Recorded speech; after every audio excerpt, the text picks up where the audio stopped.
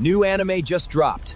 Like, subscribe, and enjoy. The global altars descend. While everyone else offers their most valuable possessions, desperate for a white light reward, I toss a single bag of spicy snacks onto the altar. The crowd around me sneers. Just another broke loser begging for attention. But then, the altar erupts with the highest tier red beam, and a mythic grade item that has never appeared before emerges from the light. All because I have awakened a unique grade ability, the Eye of Truth. It lets me see the coordinates and demands of every altar. As long as I offer exactly what each altar wants, I get the highest reward. But just a few hours ago, I was still a corporate slave, drained dry of every penny by my ex-girlfriend. She took the brand new Dior bag I bought her, then climbed into a shiny new Maybach. Walking down the street, I felt like the sky was about to fall. And then, the sky really did roar. A massive boom split the air, and countless altars rained down from above. In an instant, the whole world is bathed in purple light. Suddenly, a sharp pain stabs through my eyes. When I open them again, I see lines of text on a nearby altar. Text only I can read. Altar number 666, connected coordinate, the endless abyss. A colossal beast that has devoured all things dwells here. Endless ages have left it bored beyond words. Right now, it craves something that can deliver the ultimate taste shock. A crowd is forming around the altar. A chubby guy steps up. He throws his loaf of bread onto the altar. A moment later, a soft white light blooms from the altar. A glowing fruit then appears. The chubby guy starts panting in excitement and shoves the fruit straight into his mouth. The fat on his body melts away in seconds. He transforms into a chiseled, muscular hunk right before our eyes. The crowd loses their minds. They rush to throw their most valuable items onto the altars. Patek Philippe watches, gold, diamonds. The crazed crowd tosses everything in without a second thought. I watch this scene and almost shout out loud,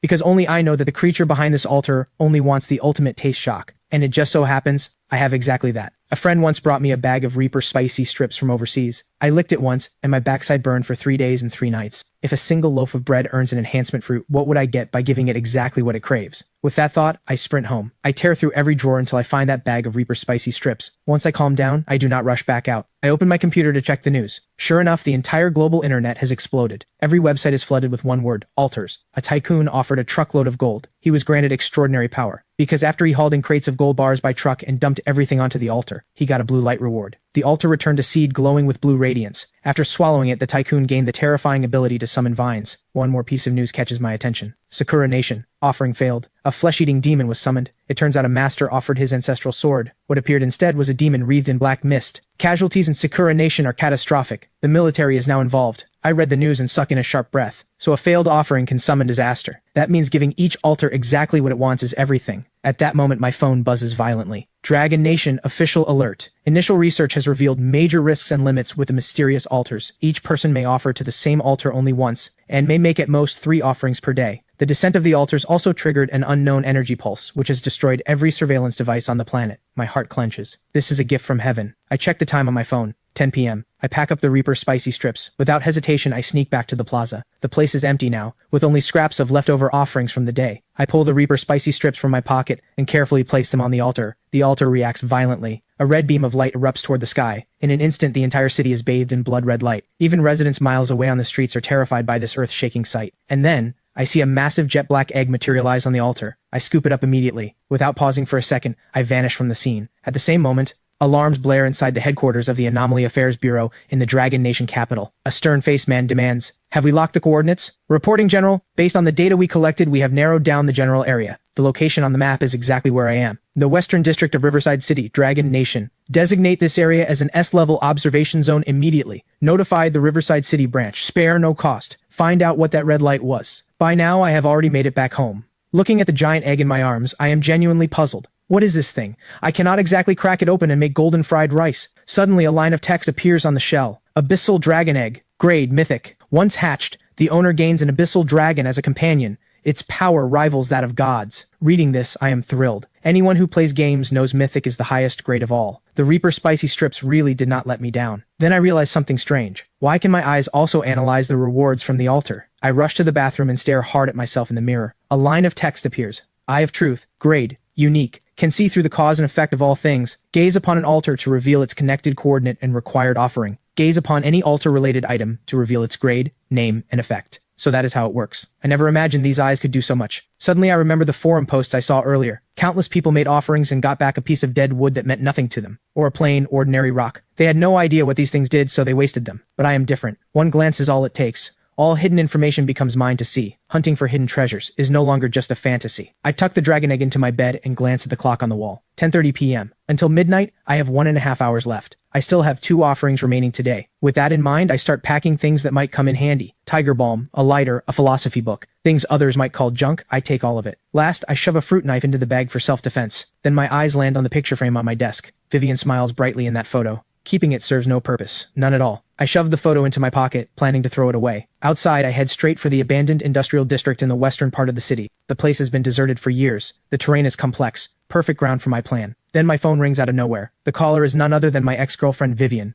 I hang up immediately. I block her and delete her contact. At that very moment, in a 5-star hotel, Vivian is with Damon. She had assumed I was still hunched in my shabby rental, sulking in misery. Who would have thought the next second her call would be hung up? A nameless rage flares up inside her. How dare a worthless loser she dumped hang up on her? What is wrong, babe? A simple greeting melts away Vivian's anger in an instant. Looking at the man in front of her, she is more than satisfied. He can casually pull out bags worth tens of thousands and watches worth hundreds of thousands. These are the finest offerings of this new era. In the face of such fortune, devotion and vows mean nothing. After all, when she offered the Dior bag I gave her, the altar erupted in soul-stirring green light, and her next 2 offerings also produced that rare green light. Clearly, she is the chosen one of this era. Damon sitting beside her also seems deeply interested in Vivian, but deep in his eyes, there is nothing but calculation. He had only planned to spend a little money for fun. He never expected this woman's luck to be this absurd. 3 offerings in a row, all green light. Keeping her around might prove very useful later. Meanwhile, I have already reached the abandoned industrial district. I have to find 2 suitable altars and make my offerings before midnight. Otherwise, the chances are wasted. Just a few steps in, I spot an altar. Altar number 25091. Connected coordinate. The junkyard realm. A mechanical imp that takes joy in collecting trash. It has a nearly obsessive fixation on bottle caps. I shake my head slightly. A trash-collecting mechanical imp. How great a reward could it possibly give? I keep walking, and another altar appears ahead. Altar number 18472. Connected coordinate. The dried pond. A carp spirit on the verge of dying of thirst only wishes for one more sip of sweet fresh water. Not satisfied with this one either. I keep moving until I reach a small alley filled with trash. After making sure no one is around, I lock my eyes onto another altar. Altar number 4444. Connected coordinate. The Theater of Sorrows. A tragic heroine doomed to repeat her role on stage forever has grown deeply weary of her predetermined script. She now craves an item born from real betrayal, soaked in pure hatred and burning resentment. My breath catches. The altar number is 4 4s, and the demand is impossibly specific. But wait, I just got dumped. I pull out the photo of Vivian. I drag the fruit knife across her face. Afraid I cannot channel enough hatred and resentment, I close my eyes and start remembering. You came down with a fever? I already promised my best friend we would go shopping. Just drink more water yourself. Where is my gaming account? I sold it. Men who play games are wasting their lives. I am keeping that few thousand to buy us nice food. You should grow up. I am not going to suffer alongside you. We were never meant to live in the same world. Please stop bothering me. Remembering all this, I suddenly smile. I pull the lighter from my pocket and flick it on. After scorching part of the photo, I place the offering onto the altar. A purple beam shoots up. The reaction is less explosive than the red light, but the news has not mentioned this color before. I feel a quiet thrill. 5 tattered ticket stubs appear. I grab them in my fist. The Eye of Truth activates. Text appears. Set item, ticket to Act 4. Grade, epic. One-time use. When used, it forces the target to relive their deepest fears or most painful memories. Their mind collapses for 3 seconds, leaving them unable to act. Epic grade. Not as powerful as a dragon egg, but a 3-second hard control item is enough to decide life and death in a fight. And this seems to be part of a set. What happens if I collect all the earlier acts? No time to think about it. Only 30 minutes left until midnight. I search through the entire industrial district. I find another altar. Altar number 7591. Connected coordinate. The Lost Crossroads. A lost explorer longs for the right direction. I shake my head, turn, and walk away. There is no advice I can offer for that demand. After walking a bit further, another altar catches my eye. Altar number 1988. Connected coordinate. The Silent Library. An elderly head librarian longs to hear one heartfelt word of praise from another. I almost choose this one. But then I remember the bitter days I have lived through. I have to maximize my gain. After wandering around in a wide circle, I finally discover a massive factory workshop. Inside is an altar. Altar number 101010. At first, the number does not impress me. Then I realize something. This number is binary code. A line of text appears. Connected coordinate. The logic singularity. A super AI on the verge of awakening self-awareness. It has mastered every form of complex reasoning, but still cannot understand one paradox. Why do intelligent beings ponder questions that hold no meaning for survival? It craves a sample of such useless wisdom. I decide instantly. This is the one. I pull a book out of my backpack. A philosophy book called Being and Nothingness. The match is absolutely perfect. I place the book on the altar. A piercing screech tears at my eardrums. The air fills with the burnt smell of fried electronics. I panic for a second. Did I just fry the AI's processor? Then suddenly, a pillar of golden light bursts toward the sky. The entire workshop is bathed in light. My heart pounds wildly. In just a few hours, I have collected red, purple, and gold lights.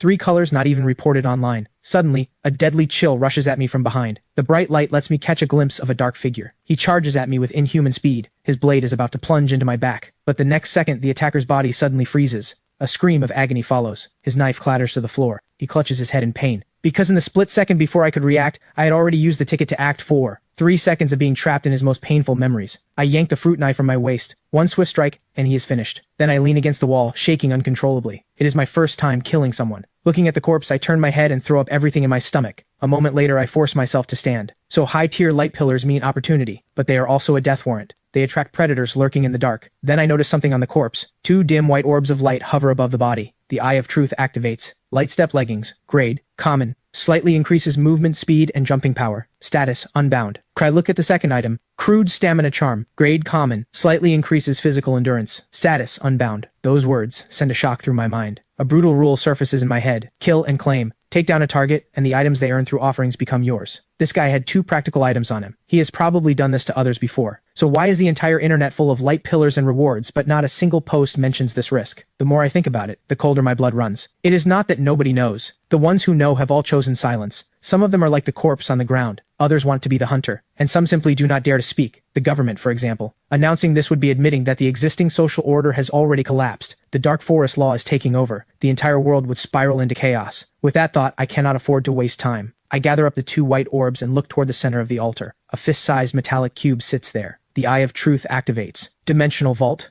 Grade. Legendary. Once bound, the user gains a dimensional space with an initial volume of 1,000 cubic meters. Altar-related items can be stored or retrieved at will through thought. Legendary grade. And a logistics-type item. I immediately think of the dragon egg back at home. Storing it in this space is the safest option. The instant my finger touches the cube, a vast space opens up inside my consciousness. With a single thought, I drop the tickets to Act 4 inside as well. Once it is done, I check my phone. Just past midnight. I sheathe the blood-stained fruit knife and prepare to leave the place. But just 2 steps out, a massive bolt of lightning rips across the sky. Huge raindrops crash down. A moment ago the sky was clear with bright moonlight. How is it suddenly pouring? This rain is wrong. I freeze in place, not daring to make a move. I have an umbrella in my bag, but I have no idea if this rain is dangerous. After all, if altars can fall from the sky, rain that mutates people is not out of the question. I pull out my phone to check. Sure enough, the forums are flooded with posts about the rain. The hot topic minutes ago was offerings. Now it is all people asking, is it raining and thundering on your end too? Guys, this rain is definitely off. Do not let it touch you. Watch out for mutations. Oh no, I got rained on. I have never even held a girl's hand. Please do not turn me into a zombie. Post refresh at lightning speed, and my heart sinks bit by bit. If this rain really does infect people, the consequences are unthinkable. Before I can come up with a plan, a red flagged post makes my heart drop. Holy crap, something huge just happened. The altars are gone. After collecting the red, purple, and gold lights, 3 colors that have never appeared online,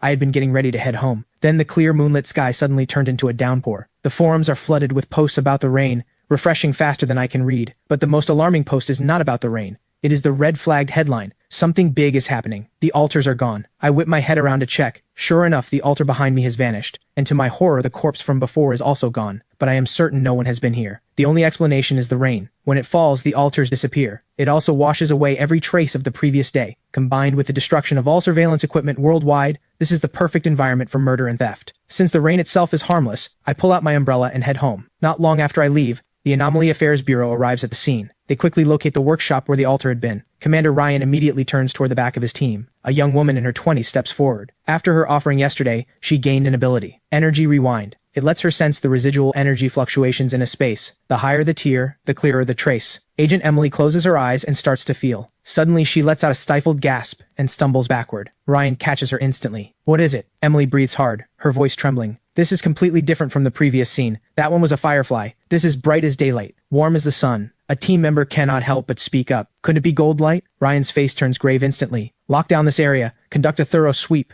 Report this to headquarters immediately. Tell them I suspect a monster beyond imagination is hiding here. Meanwhile, the moment I get home, I move the dragon egg into the dimensional space. From now on, I never have to worry about it being discovered. If the hatched dragon could fit in there too, that would be ideal. But first, I need to figure out how to hatch it. I remember the blood binding rituals from movies. I decide to try it. I squeeze a drop of blood onto the shell. Suddenly, a line of small text appears on the egg. Hatching condition, absorb a sufficient amount of blood. Close to what I expected, but my own blood will never be enough. I will have to figure something out tomorrow. After all, my mind has been wound tight all day, and exhaustion is catching up. I fall asleep quickly. At 5 a.m., a piercing alarm jolts me awake. The altars have refreshed for real. I open my phone and check the forums. A few conclusions emerge quickly. The pre-dawn gray rain causes no harm to the body. It stops at 5 a.m., sharp, and the altars refresh at that same moment. I plan to head out for breakfast and at the same time, think about where to find enough blood. I order a bowl of noodles at a small restaurant. I open the forums on my phone. Today, every topic revolves around offerings. Plenty of people have turned into compulsive gamblers over the altars. While I am eating, I overhear a conversation at the next table. One of the men leans in and says in a hushed tone, "Look at all those people out there, obsessed with offering to altars, tossing antique jade pieces in there like degenerate gamblers. They have forgotten one important thing." The other man asks, "What could be more important than the altars?" People still need to eat. They have to eat. So food, oil, and rice are always essential. I am planning to snatch up a small food processing factory at rock-bottom prices. When those lunatics burn through all their money and come crying for food, I will be the food king of Riverside City. At those words, a bolt of lightning explodes in my mind. Food processing involves meat. And where does that meat come from? Slaughterhouses, without a doubt. If I can buy out a slaughterhouse at a bargain price, the blood problem solves itself. I rush back home, open my computer, and start digging through listings. Because of the altars, many factories are now up for sale. I quickly lock onto one listing. Small slaughterhouse on the western outskirts of Riverside City. Urgent sale due to personal reasons. Price negotiable. Without hesitation, I dial the number. We agree on a meeting time. After hanging up, I check my account balance. To some people, this amount would not even cover a single decent offering. But for me, it just might buy a private dragon's nest. 2 p.m. I arrive at the western outskirts of Riverside City. A middle-aged man comes out to greet me. He starts pitching the property. This slaughter line had expensive maintenance done last month. The cold storage refrigeration is top of the line. I just scan the place saying nothing. My cold demeanor makes him uneasy. He tentatively throws out an inflated price. I do not respond. I just shake my head. After some back and forth, I buy the place for 40% of his asking price. He signs the contract and hands over the keys. He also gives me the contact number for a nearby livestock farm. Supply chain problem solved instantly. I do a walkthrough of the property I just bought, then I push open a hidden hatch in the ground. It leads to a worn-down storage room. Suddenly, the Eye of Truth senses a faint energy fluctuation. I carefully brush aside the dust, and an altar emerges before me. Its surface is blood red, and the sound of a beating heart drifts from it. I force down my fear and activate the Eye of Truth. A sharp pain shoots through my eyes. Twisted, blood-burning text appears. Altar number 40, connected coordinate, the Crimson Throne. All things are food, until the Crimson Crown is claimed. Special trait 1, Eternal Altar. This altar exists permanently. It does not count toward the daily offering limit. Unlimited offerings allowed. Special trait 2, Flesh Forge. Any altar reward can be offered here and converted into source blood. Absorbing it permanently boosts the user's overall vitality. My mind reels. This is the lowest numbered altar I have ever seen, and it is permanent. What is even more insane, the offerings are unlimited, and the location is essentially my private domain. With this altar as a hub, every useless reward I get later can be turned into source blood to strengthen my body. The urge to test it is overwhelming. Conveniently, I have an altar reward right in my pocket. I toss in the crude stamina charm I picked up last night. An ancient-looking glass bottle materializes in the center of the altar, half filled with a dark liquid. The Eye of Truth activates. Source blood, once absorbed, slightly increases overall vitality. Permanent enhancement. Exactly what I expected. Without hesitation, I drink it down. I expect a foul, bloody taste. Instead, it is crisp and sweet. Just as I am wondering why I feel nothing, a wave of heat erupts inside me. Every cell in my body greedily drinks in the energy. Steam starts rising off my skin. This sensation is nothing like the items I have used before. This power surges directly from my flesh and blood. I walk over to half a beef carcass hanging on a hook. One simple punch, and over 100 pounds of beef goes flying into the corner. This is more terrifying than I imagined. I have only absorbed one bottle of common source blood. Becoming a god in the flesh might not be a dream. I push down my excitement. Tomorrow I will buy a batch of chickens to hatch the dragon egg. But right now, I need to collect the reward items nobody wants. Countless people have spent fortunes on offerings, only to receive garbage. Those are exactly my target. Gambling is risky. Picking up trash is not. That afternoon, I get in touch with a livestock farm owner, only to run into a new problem. Buying a batch of chickens costs money, and the slaughterhouse purchase has drained my savings. The new era has arrived, but currency still moves the world. So I decide to go on a scavenging run first, and see if I can find any treasures. Now that I have the exclusive Crimson Throne altar, I start hunting for more altars to use up my daily offering limit. But unexpectedly, the moment I reach the wet market, a piercing scream rips through the air ahead. A humanoid creature in tattered monk robes is tearing into a passerby. I immediately activate the Eye of Truth. The carnivore monk, wrathful one. Ordinary calamity. Falsely accused of stealing and eating mutton, he was beaten to death. He was a temple guard. He hates everything connected to meat offerings. It clicks immediately. Some genius offered meat to an altar and summoned this calamity beast, walking straight into the line of fire. Suddenly, several off-road vehicles roar in. Doors slam open and figures leap out. At the front is Commander Ryan of the Anomaly Affairs Bureau. His face is grim as he barks orders. The scene is locked down within seconds. The crowd is quickly evacuated, but I stay close, not leaving. Ryan glances back at the woman behind him. Commander Ryan, the energy fluctuation is very strong. Be careful. Emily's expression is serious. From behind the cordon, I hear every word clearly. Holy crap. She can sense energy fluctuations. What kind of ability is that? Suddenly, Emily's senses pick up something. She looks straight at me. Our eyes meet. I force down the panic rising in my chest. On the surface, I maintain the curiosity and fear of an ordinary bystander. Emily's brow furrows slightly. She just sensed an unusual energy fluctuation, but it was too faint. She is not sure. Was it just her imagination? Right at that moment, the wrathful monk inside the market lets out a furious roar. Ryan immediately orders his team to lay down suppressing fire, but the monk is completely unaffected by firearms. Seeing this, Ryan shouts, "Squad 2, move!" The words have barely left his mouth when two figures shoot forward, one from each side. One of them moves so fast he leaves an afterimage. He raises a dagger and strikes at the back of the monk's neck. The other lifts a massive iron rack and slams it down on the creature's head. The fierce assault leaves the monk wide open. Ryan seizes the opening and joins the fight himself. His long blade crackles with blinding electricity.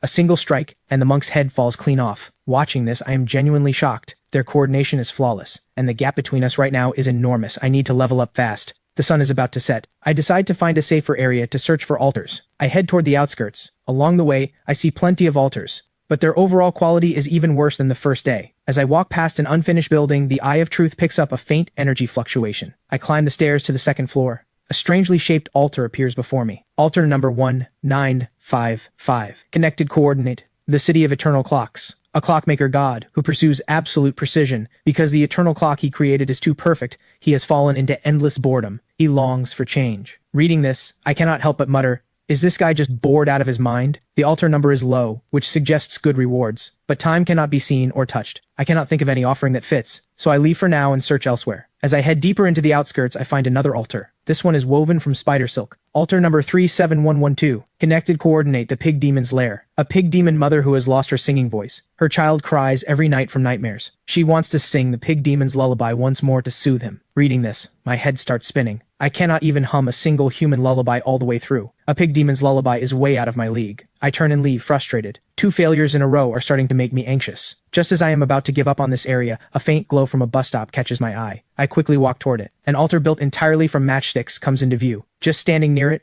I am drowned in waves of sorrow. I activate the Eye of Truth. Altar number 23333. Connected coordinate the snowy street corner. In a blizzard, a little match girl feels confusion and sorrow like never before. She cannot understand why the people walking by no longer need the matches she sells. Reading the description, I am stunned. This familiar setup, this sorrowful atmosphere. Is this not the little match girl from the fairy tale? Even fairy tales have become real dimensions. As shocking as it is, this altar might actually have something. After thinking it over, I pull out the lighter I just bought and place it on the matchstick altar. Times are changing. If you cannot catch the wave, how are you ever going to sell matches? The moment my words fade, something strange happens. A deep hum rises from the altar. Then a purple beam erupts from it. Here we go again. I immediately fix my gaze on the reward. A palm-sized box hovers in the air. I am full of questions, but I still rush forward and grab it. A bad feeling creeps in. Name, Matchbox of Hope.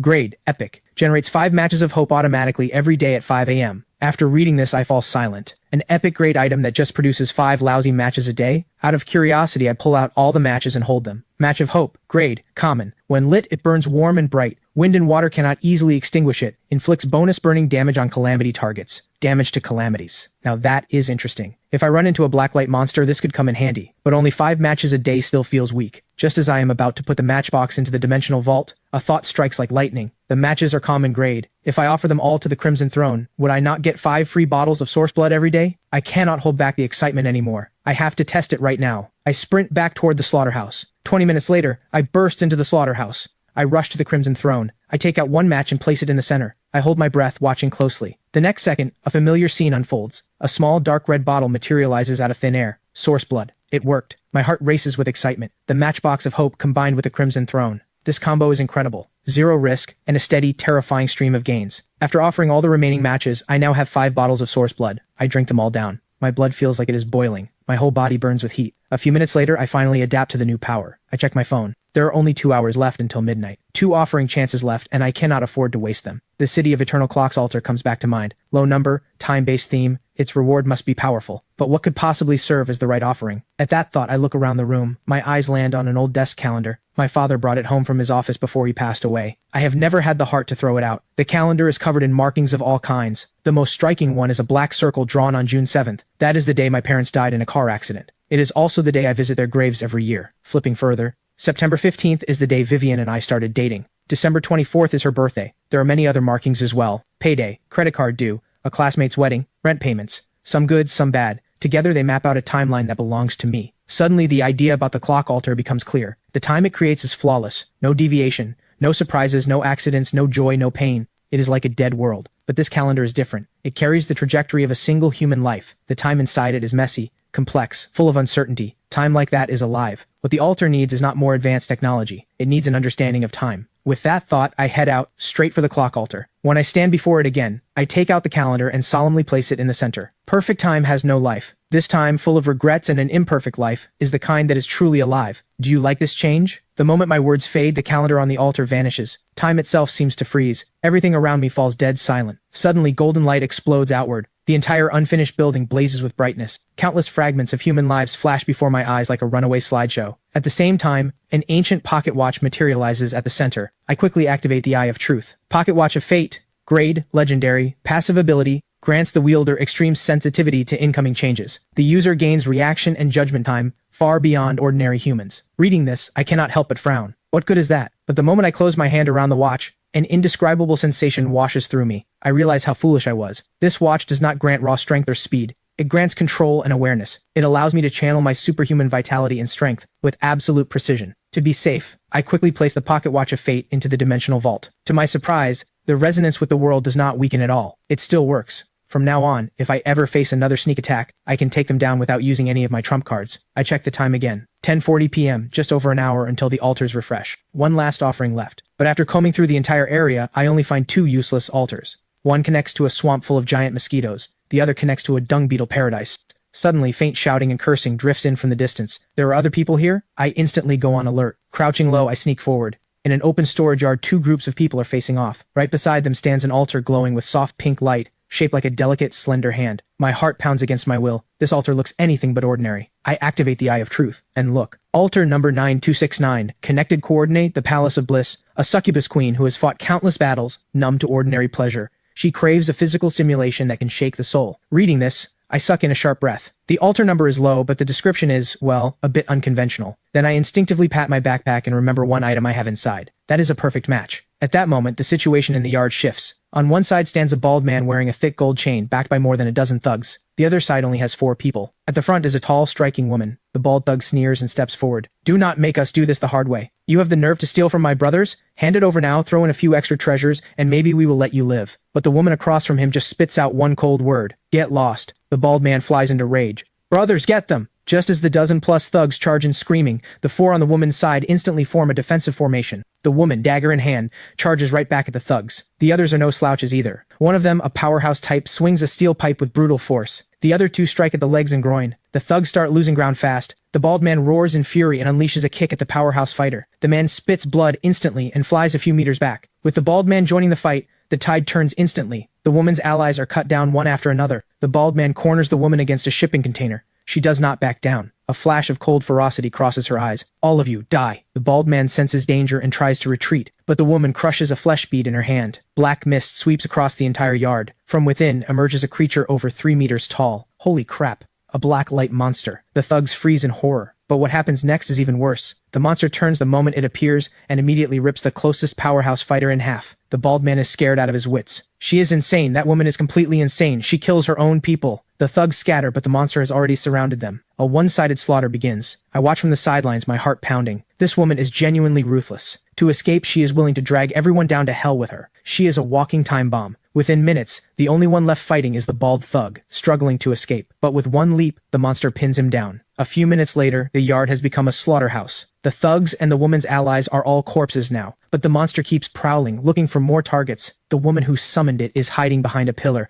not daring to even breathe. I check the time, frowning. 11:50 p.m. I cannot wait any longer, or my last offering of the day is wasted. I take a deep breath, steady myself, and channel all my vitality. I charge straight at the wild woman. Die! The woman behind the pillar senses danger immediately, but instead of running, she grips her dagger and counterattacks. She thrusts the blade at my chest from an impossibly tricky angle. The old me would never have dodged this strike, but with the source blood and the pocket watch of fate at work, her attack trajectory is laughably clear. I can even predict her follow-up after I dodge. I tilt my body slightly and slip past the strike. Before she can react, I slash open her arm. Another slash takes out her other hand. Both her arms are useless in an instant. She starts screaming for mercy. We can talk, please, mister. Have a little pity. But my eyes are ice cold. No mercy. Once a fight starts, you finish it. I drive the fruit knife straight at her throat. There is no way she can dodge this. But just as the blade is about to touch her neck, the woman screams, and with a loud pop, she explodes into a cloud of blood mist out of nowhere. My blade cuts through empty air. After the mist clears, the woman is gone without a trace. I am stunned. She did not die. She escaped right in front of me. What kind of insane ability is that? I had assumed she would be an easy kill tonight. I never imagined this world could be so deep. A survival skill like this is something I have never even heard of. Still, she will not dare come back anytime soon. Right at that moment, a roar mixed with rushing wind snaps me back. The blacklight monster has spotted me. Just as its claws are about to rake across me, I take a small step back and evade the strike. Using the brief opening when its attack misses, I slice a gash across its leg with the fruit knife. The monster howls in pain and counterattacks. But every move it makes looks like slow motion to me. The prediction granted by the pocket watch of fate is just too strong. Within a few exchanges, I use my superior footwork and speed to leave it covered in wounds, but I cannot find its fatal weakness. As I keep dancing around it, I activate the Eye of Truth. The back of its skull glows red. That is the spot. I use the light step leggings to leap high into the air. I drive the knife into the back of its skull with every ounce of strength I have. Its massive body crashes to the ground. I let out a long breath. Finally done. I cannot afford to waste a second. I pull the dragon egg out of the dimensional space. Dinner time, little guy. I place it next to the monster's corpse. The egg seems to come alive. The pool of blood on the ground vanishes at a visible rate. Even the monster's corpse withers up within moments. A line of small text appears on the egg. Hatching progress, 2%. My heart races with excitement. The breeding strategy works. I am thrilled. I place the dragon egg back at the spot where the two groups fought. Within moments, the egg drains every drop of blood from the ground. A few scattered orbs of light pop up beside the corpses. I scan them briefly. Nothing valuable. I toss them all into the dimensional vault. Once I get back, I will convert them into source blood. This haul is a jackpot. With everything done, I turn my eyes toward the seductive succubus altar. Craving stimulation, my succubus queen? Then feel the charm of fire and ice. I pull out the tiger balm. I place it on the altar. The jade hand seems to come alive. A purple light quickly wraps around me. With a stimulant this intense, I figured it would at least trigger a red mythic light, but all I get is purple. Looks like this queen has seen way too much in her time. But the next second, something strange happens. The purple energy does not fade. Instead, it gathers on the altar into a human shape. A blurry figure slowly emerges. I instinctively grip my knife, but what appears is a stunning female figure with a perfect body. A pair of delicate little demon horns sit on her head. Behind her, a tail with a heart-shaped tip sways gently. A living, breathing succubus. Her dreamy gaze locks onto me. Mortal, you have pleased me. As your reward, I will grant you one chance to fulfill any wish. The succubus's voice leaves my throat dry. The blood in my body starts rushing somewhere it should not. Holy crap, I just unlocked a hidden tier wife. But just as the air thickens with tension, a wildly out-of-place hum cuts through. The dragon egg beside me starts shaking violently. Before I can react, an indescribable, terrifying suction force erupts from the black egg. The freshly formed succubus freezes. She senses death itself. The suction defies all logic. It drags her in instantly. The moment she touches the egg, she dissolves into pure purple energy and is devoured by it. Dead silence surrounds me. I freeze on the spot, my mind blank. What just happened? Where is my epic great wife? The dragon egg on the ground lets out what sounds like a satisfied burp. Then it slowly floats back into my arms. I hold it with trembling hands, because the text on the egg is climbing wildly. Hatching progress just shot up to 41%. The energy of one epic grade succubus is that massive? At the same time, I notice a purple glow on the egg, with a few tiny heart-shaped marks now etched into it. An abyssal dragon paired with little hearts. The egg nuzzles restlessly against me. I know my succubus wife is not coming back. I jab the shell with a vicious poke. You better hatch into a hot girl to make up for this. Right at that moment, a clap of thunder splits the sky. The gray rain begins. I duck under a nearby awning,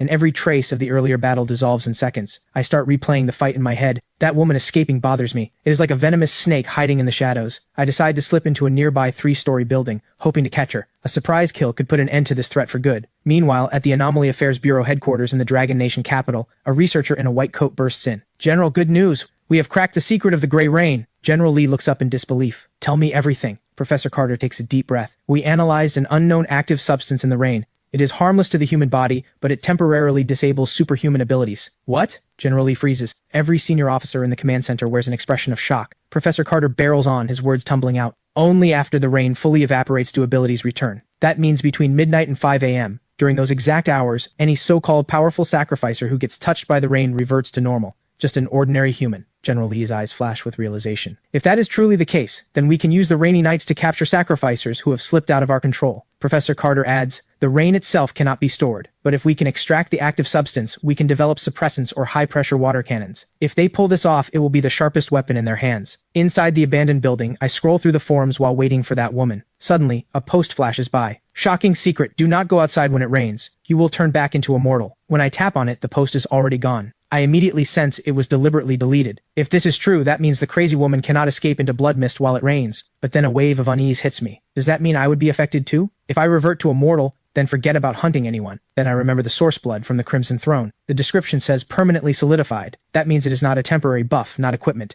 It is my own strength. The rain can strip away armor, but it cannot dissolve muscle. The dimensional vault is also a sealed space. It should not be contaminated. And the pocket watch of fate is inside the vault, so my perception ability stays intact. Under the gray rain, while everyone else gets reduced to weaklings, my own weakening is barely noticeable. Does that not make me the only god of this rainy night? My heart is about to burst. I have to test this. Right now, I stand in the gray rain that everyone else fears, a grin on my face I cannot even hold back. This rain can wipe out every superhuman ability, but it cannot touch the body enhancement from the source blood. While every other ability user gets reduced to weaklings, I am the only god of this rainy night. Meanwhile, the woman who witnessed my terrifying power has just escaped back to her mansion, using her blood escape ability. Her men in black, seeing her in this state, panic immediately. A butler rushes over. "Miss Scarlet, how did you get hurt this badly? Where are the others?" Scarlet's eyes are filled with terror. "They are all dead. Even I almost got killed by that stranger. He is terrifyingly strong." Orders the butler to bring a sketch artist. She is desperate to capture my face on paper. Meanwhile, the moment I get back to the slaughterhouse, I dump all my collected items into the Crimson Throne. These items lose their effect under the gray rain. Better to convert everything into source blood for personal enhancement. After downing all 4 bottles of source blood, I head inside and crash. At 5 a.m., I wake up right on schedule. I had already arranged things with the farm owner last night. The first batch of chickens has already arrived. I turn into a ruthless machine and start processing. After 500 chickens are fully consumed, the dragon egg's hatching progress reaches 42.3%. 500 chickens for only 1.3%. Is this thing not a literal money-eating beast? I decide to change my strategy. The arrival of the altars has hit traditional industries hard. The farm owner is anxious because he cannot move his livestock. If I can quickly turn his poultry into half-finished products and let him handle the sales channels, I only need to charge a processing fee, while the dragon egg absorbs what it needs. That works perfectly. I dial the farm owner, I lay out the idea straight up, and we hit it off immediately. That afternoon, Boss Walker delivers another 500 chickens. He even wants to bring in chickens from his competitors. I know he is angling to be a middleman and pocket the difference, but until the dragon egg hatches, I want him to bring me as much poultry as possible. After Boss Walker leaves, the flesh mill starts up again. This time I do not chase efficiency like I did in the morning. Instead, I focus on controlling the angle and force of each cut. This is a unique form of training. I can feel myself and the blade in my hand becoming more and more in sync. This repetitive work sharpens my control over my power. As night falls, the dragon egg's hatching progress reaches 43.6%. I shoulder my bag and head out. Night is the best time for offerings. On the other side of the city, Vivian and her boyfriend Damon arrive at Night Bar. They meet a man who calls himself Vince. After paying a 500,000 yuan introduction fee, Vince gives them a mysterious location. Soon, Vivian and Damon drive off. Damon cannot contain his excitement on the way. Once we get into the Black Shadow, the biggest underground organization in Riverside City, no one in this town will dare touch us. Your loser X and all those nobodies will know better than to mess with us. A flash of anticipation crosses Vivian's eyes too. That loser, probably scraping by somewhere right now, and he had the nerve to block me, has not sent a single message in days. Meanwhile, I sneeze on my way to find an altar. I just went through the darkest moment of my life. The altar only gave me a blue-grade item, the Windrunner boots. This item can dramatically boost movement speed, but during a rainy night it becomes useless. When I get back, I will offer it to the Crimson Throne first, and see what grade of source blood it converts into.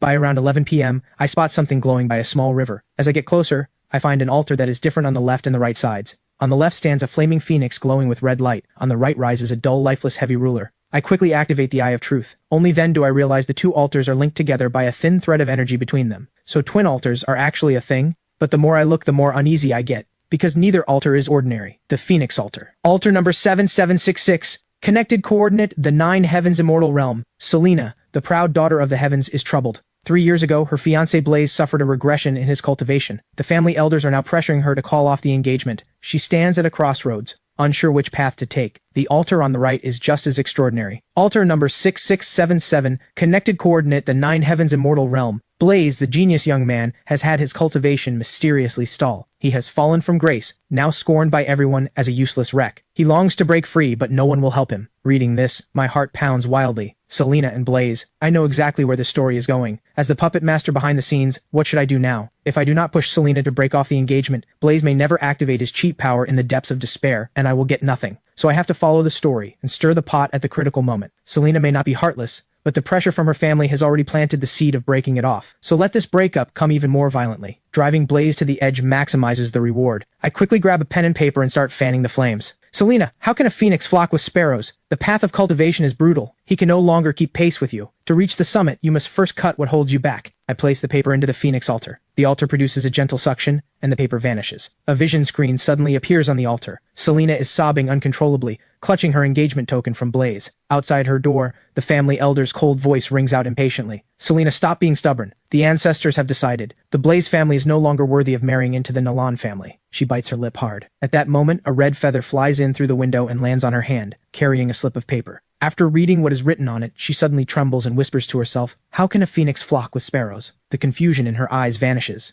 Her phoenix bloodline begins to boil. She crushes the jade pendant in her hand and walks off with the elder, heading to the Blaze household without looking back. When the vision fades from the altar, I have officially become the mastermind behind the breakup. But no reward appears on the altar. Does the system require both sides to play out first? I turn my eyes to the heavy ruler altar. I pick up the pen again and write another message. A tiger on flat ground does not bow, just waiting for the wind to rise and laugh at the mountains and rivers. Fortunes rise and fall, never look down on a poor young man. After writing it, a surge of hot blood rushes to my head. I slap the note onto the altar. With a thunderous boom, the karmic vision this time bursts forth even more violently than before. Inside the Blaze family hall, the atmosphere is suffocating. Selena's expression is ice cold. Even the elder behind her wears nothing but contempt. The Nalan family hereby declares the engagement with the Blaze family officially broken. A toad lusting after a swan. Do not even think about dragging down the future of our holy maiden. The mockery from the crowd makes Blaze clench his fists. Endless humiliation surges in his chest. He looks towards Selena standing nearby, his eyes resolute. Fine. Then today I divorce you. From this day forward, we have nothing to do with each other. Afterwards, Blaze stands on the back mountain, roaring at the sky. Just as he is about to break, a slip of paper carrying my will drifts down and lands right on his face. He freezes for a moment. He unfolds it, and overly dramatic words leap into his vision. Fortunes rise and fall, never look down on a poor young man. Blaze's body trembles violently. The flame in his heart, almost extinguished, suddenly flares back to life. My fate is mine, not the heavens. I, Blaze, will never sink into oblivion. Just as his fierce conviction reaches its peak, the black ring on his right hand bursts with brilliant light. An aura that has slept for ages awakens from within. Little one, you have suffered all these years. Outside, the vision screen shatters in that instant. A surge of energy crossing time and space slams into the altar. The reward this time is going to be earth-shaking. What grade will it be? I stare hard at the altars. The Phoenix altar on the left erupts with a pillar of black light shooting into the sky. A terrifying aura explodes outward, soaked in rage and resentment. Holy crap. Black light. I am done for. I have to run. But at that moment, the heavy ruler altar on the right also bursts forth with a pillar of energy. Blinding red light lights up the entire sky. I stop dead in my tracks. Red light. I am not running anywhere. Looking at the rewards from both altars, my scalp tingles. One pillar of soaring black light and one of the red light that drives everyone mad. I make my decision instantly. Not running. I turn and sprint straight toward the heavy ruler altar, snatching the item that appears within the red light, a dagger wreathed in black mist. At the same time, the ground beneath my feet shakes violently. A figure rises from the black light altar.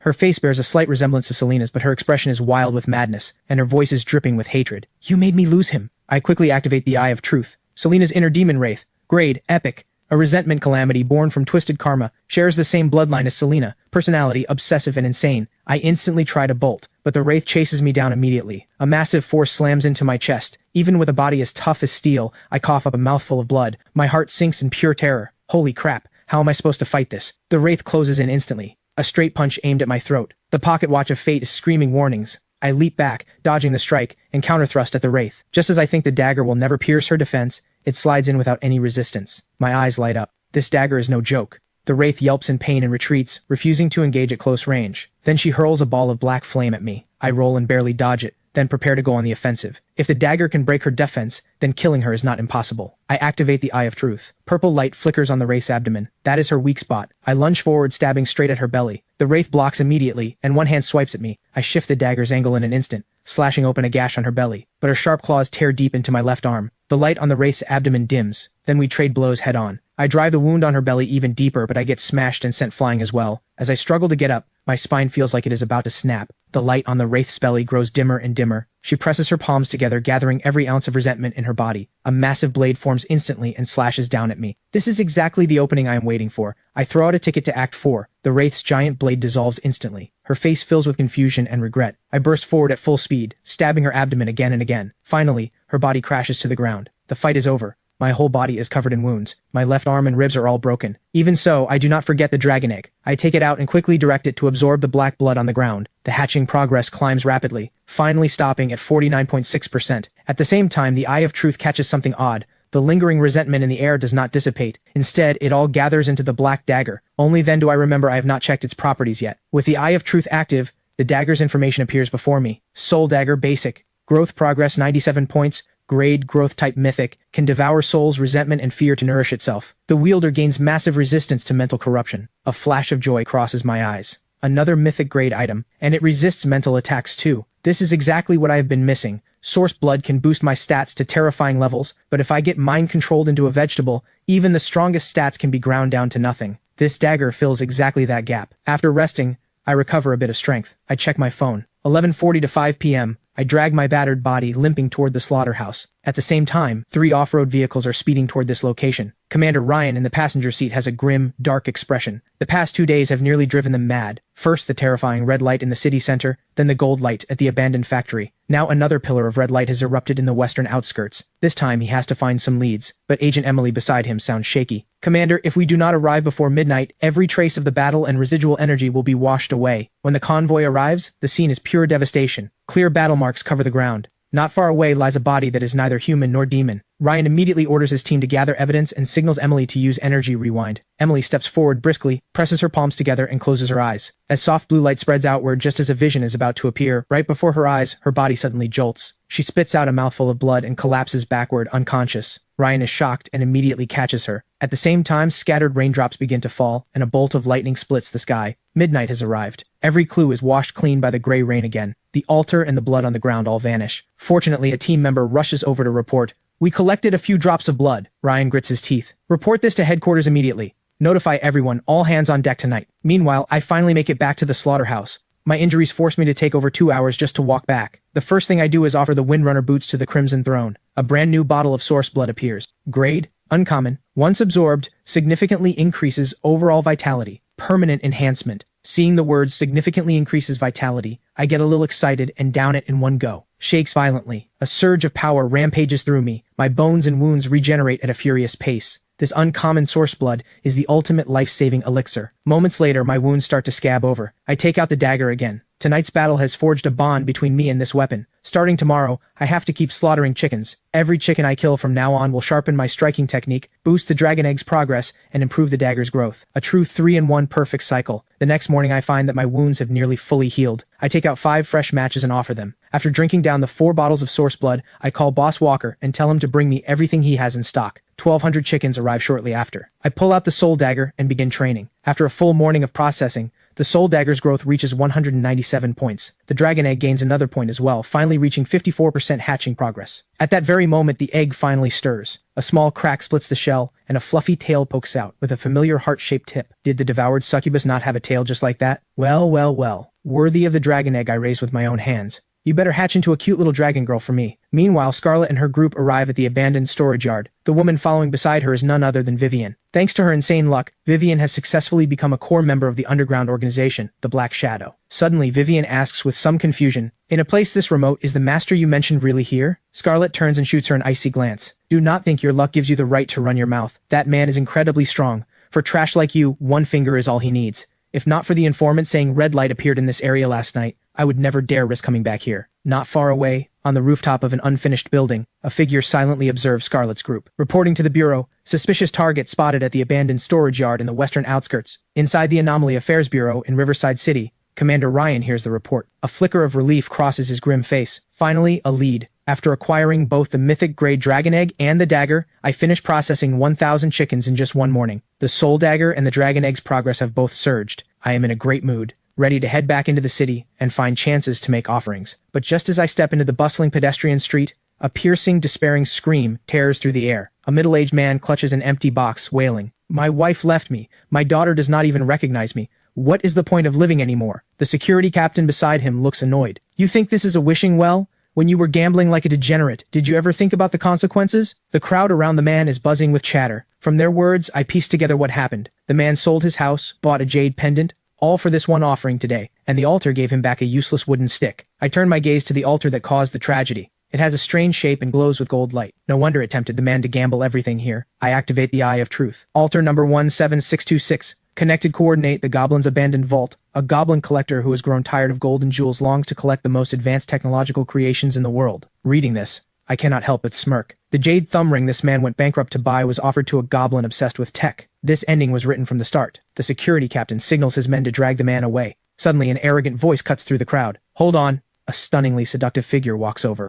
none other than Vivian herself. She lifts her chin, basking in the greedy stares around her, then glances at the middle-aged man. If you die, you really lose everything. Want to get back what you have lost? Hope flares in the man's eyes. Yes, I want to. Whatever you want me to do, I will. If you want offerings every day to gamble with, then come with me. Vivian snaps her fingers. Several bodyguards behind her instantly hoist the man up. The crowd is stunned. Is this beauty here to do charity? Was it not always rich men keeping innocent girls? Why is this the reverse? Two thugs on the edge of the crowd hear the chatter and snort with laughter. You all do not get it. This is called farming. Plenty of people have no money for offerings, but others have all the money in the world and only a limited number of daily offerings. That is where these farmed losers come in. Everything they get from offerings goes to the top. If they pull good items, they get fed feasts of land and sea, living the high life. If they fail to pull anything good, they get squeezed until completely useless, drained to the last drop, hence the name, human slot machines. I hear every word clearly from the side, but other people's fates are not my concern. Just as I turn to leave, a voice rings out behind me. Hey you, wait! I recognize Vivian's voice, but I do not respond. I keep walking. Stop! Are you deaf? I told you to stop! In an instant, several bodyguards in black rush over and surround me. I am forced to stop and slowly turn around. Vivian wears an expression of twisted satisfaction. Ever since she latched onto the Black Shadow, the biggest underground organization in the city,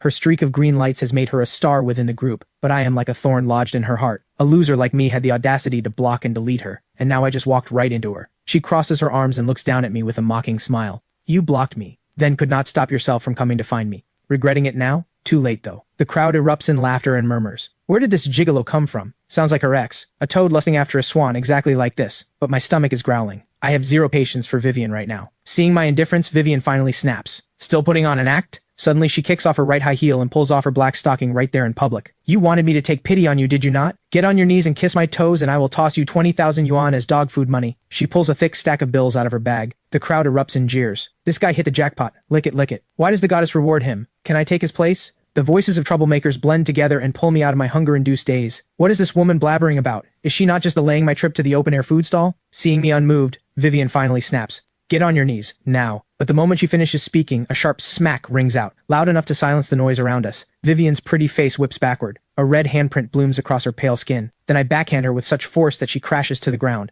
Vivian clutches her face in disbelief. The bodyguards rush at me instantly, but after a few dull thuds, they go flying with screams of pain. I walk over to the trembling Vivian and shoot her a contemptuous look. You wish. Then I stride off without another glance. The crowd watches me leave in stunned silence. At that moment, a man in the crowd quickly pulls out his phone to report. Target Peacock has just had a violent confrontation on the pedestrian street. Ever since Scarlet and Vivian appeared at the abandoned storage yard, they had been on the Anomaly Affairs Bureau's radar. Peacock is Vivian's codename, and the undercover scouts monitor every move she makes. The man continues his report. The other party seems to be her ex-boyfriend, and he has serious combat skills. Took down those bodyguards like it was a game. Inside the Anomaly Affairs Bureau, Ryan hears the report and just says, got it. Minor scuffle. Log it. Keep observing. But Emily, who is studying files nearby, suddenly speaks up. Wait. She stares at the photo sent in by the informant. My figure in the picture is blurry, but something about it feels familiar to her. Ryan stops what he is doing instantly and looks over. Are you sure you have seen him before? But no matter how hard Emily tries to remember, nothing comes to mind. Maybe she has just been under too much pressure lately. Ryan's eyes flicker as he stares at the screen. Send 2 people to look into Vivian's ex-boyfriend. Run a check on him.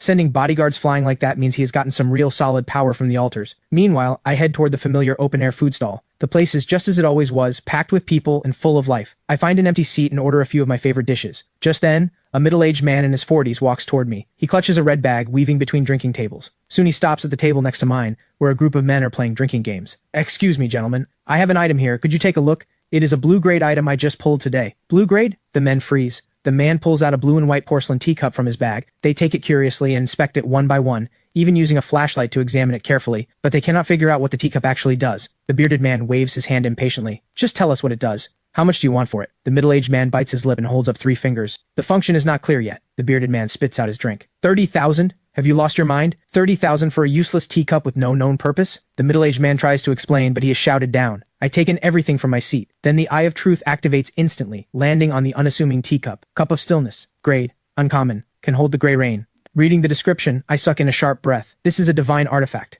The gray rain can wipe out every superhuman ability, but normally it cannot be stored. With this cup, all I have to do is splash the stored gray rain, and I can instantly cripple a top-tier ability user. I have to buy this. Right now. With that thought, I quickly call the middle-aged man over. He hurries over. Boss, want to take a look at my item? This really is a blue-grade item. The bearded man at the next table quickly warns me, young man, do not be a fool. This guy is obviously a con artist. A real blue-grade item costs way more than a few tens of thousands. I just smile, nod, and gesture for the man to sit down. Waiter, add 2 more chicken legs and a large beef chow mein. This guy is hungry. Extra meat, please. The middle-aged man cannot believe it. Not only does the boss not chase him away, he is even buying him food. This young man looks harmless enough, but is he secretly planning to harvest my kidneys? When the hot food arrives, the middle-aged man digs in greedily. After he finishes, I say, I will take the porcelain teacup. His name is David, a former senior investment analyst. His daughter fell seriously ill, draining every penny of his savings. With no other options, he was forced to sell the porcelain teacup. After we settle the deal, I take David with me to withdraw the cash. On the way, David clutches the porcelain cup, looking uneasy. Young man, do you really trust me? Hearing that, my footsteps slow. Uncle David, what I trust is not the cup. It is the spirit of a father willing to give everything for his daughter. The most precious thing in this world is not treasure. It is the light that still burns in your eyes. All this time, he has endured nothing but cold stares and mockery. My words are like warm sunlight to him. Young man, I will never forget your kindness. I swear, if I ever get the chance, I will repay you. I quickly withdraw the cash. When the heavy stack of 30,000 yuan lands in his hands,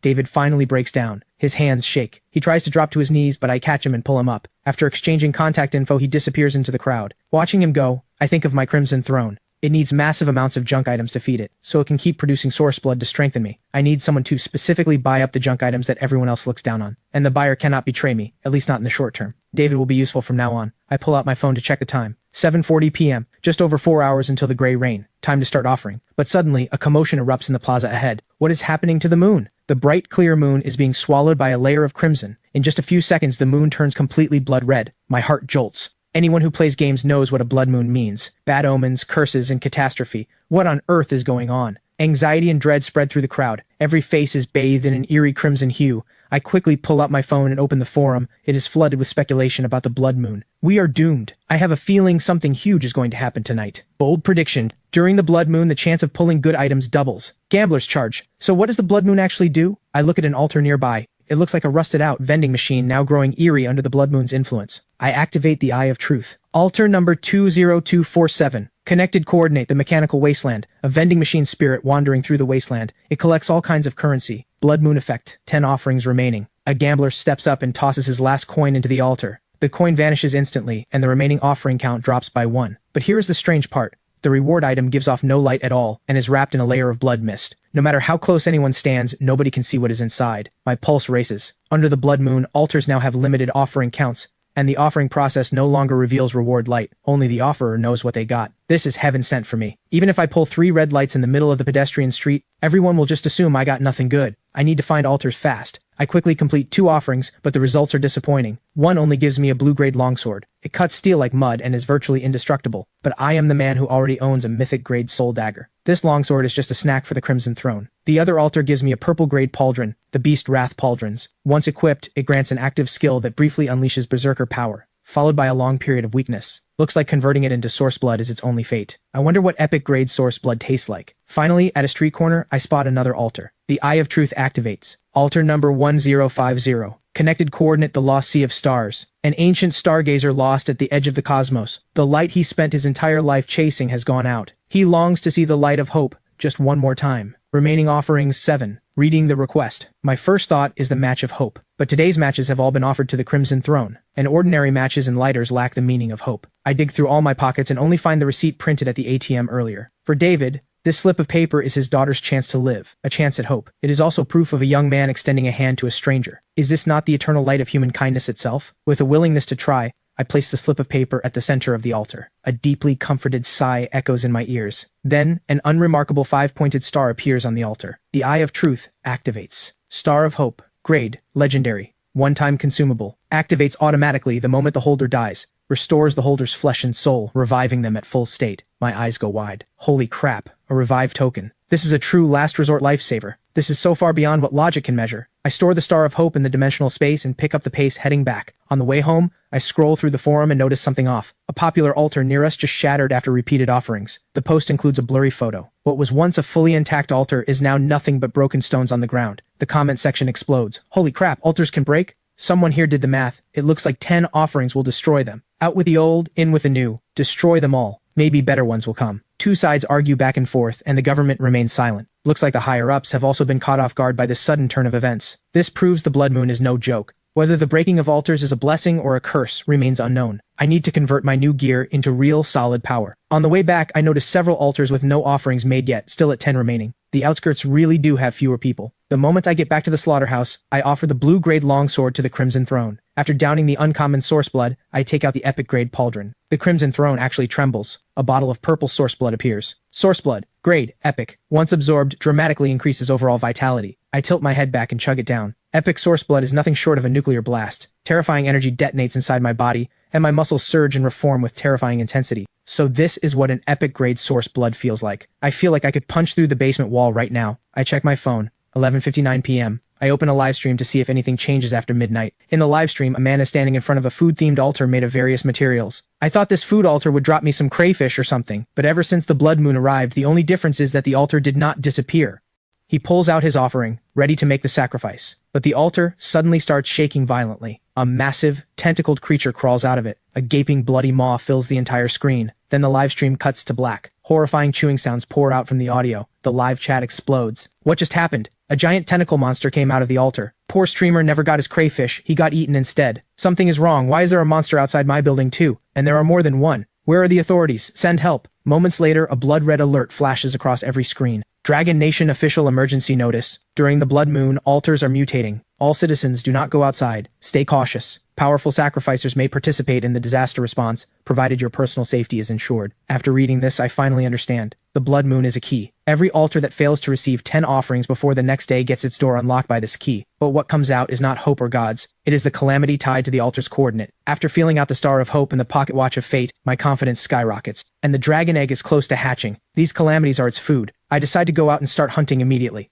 I step outside, ready to slaughter calamities. I quickly spot an altar nearby, with a woman in a blood-red cloak standing beside it. The Eye of Truth activates. The Witch, grade common. Just as I thought, the first blood moon's monsters are all low grade. I sneer and creep up behind her. The soul dagger flashes cold, and I successfully pierce her heart from behind. A piercing scream tears through the night. The witch dissolves into a pool of black blood. At the same moment, the altar beside her bursts apart. Among the rubble, a small glowing object appears. Altar fragment. Used to maintain the normal operation of altars. I have no idea what it does, so I just toss the fragment into the dimensional vault and pull out the dragon egg. The egg quickly drains every drop of the witch's blood. The hatching progress climbs from 54% to 55.8%. The lingering black mist also gets absorbed by the soul dagger right then. Its growth progress reaches 214. Way better than slaughtering chickens. This blood moon is basically a high-level XP grind. I am grinding all night. After searching a bit, I lock on to my second target. Giant trash beast, grade common. One punch ends the fight. I pick up another altar fragment. The more I kill, the more excited I get. For the weak, the blood moon is a disaster. But for me, the opposite. These calamities and shattered altars are once-in-a-lifetime resources. Suddenly, my brow lifts. Up ahead, a creature covered in bone spikes is excitedly gnawing on an altar. The Bone Demon. Grade. Elite. Finally, something different. Elite grade means green grade rewards.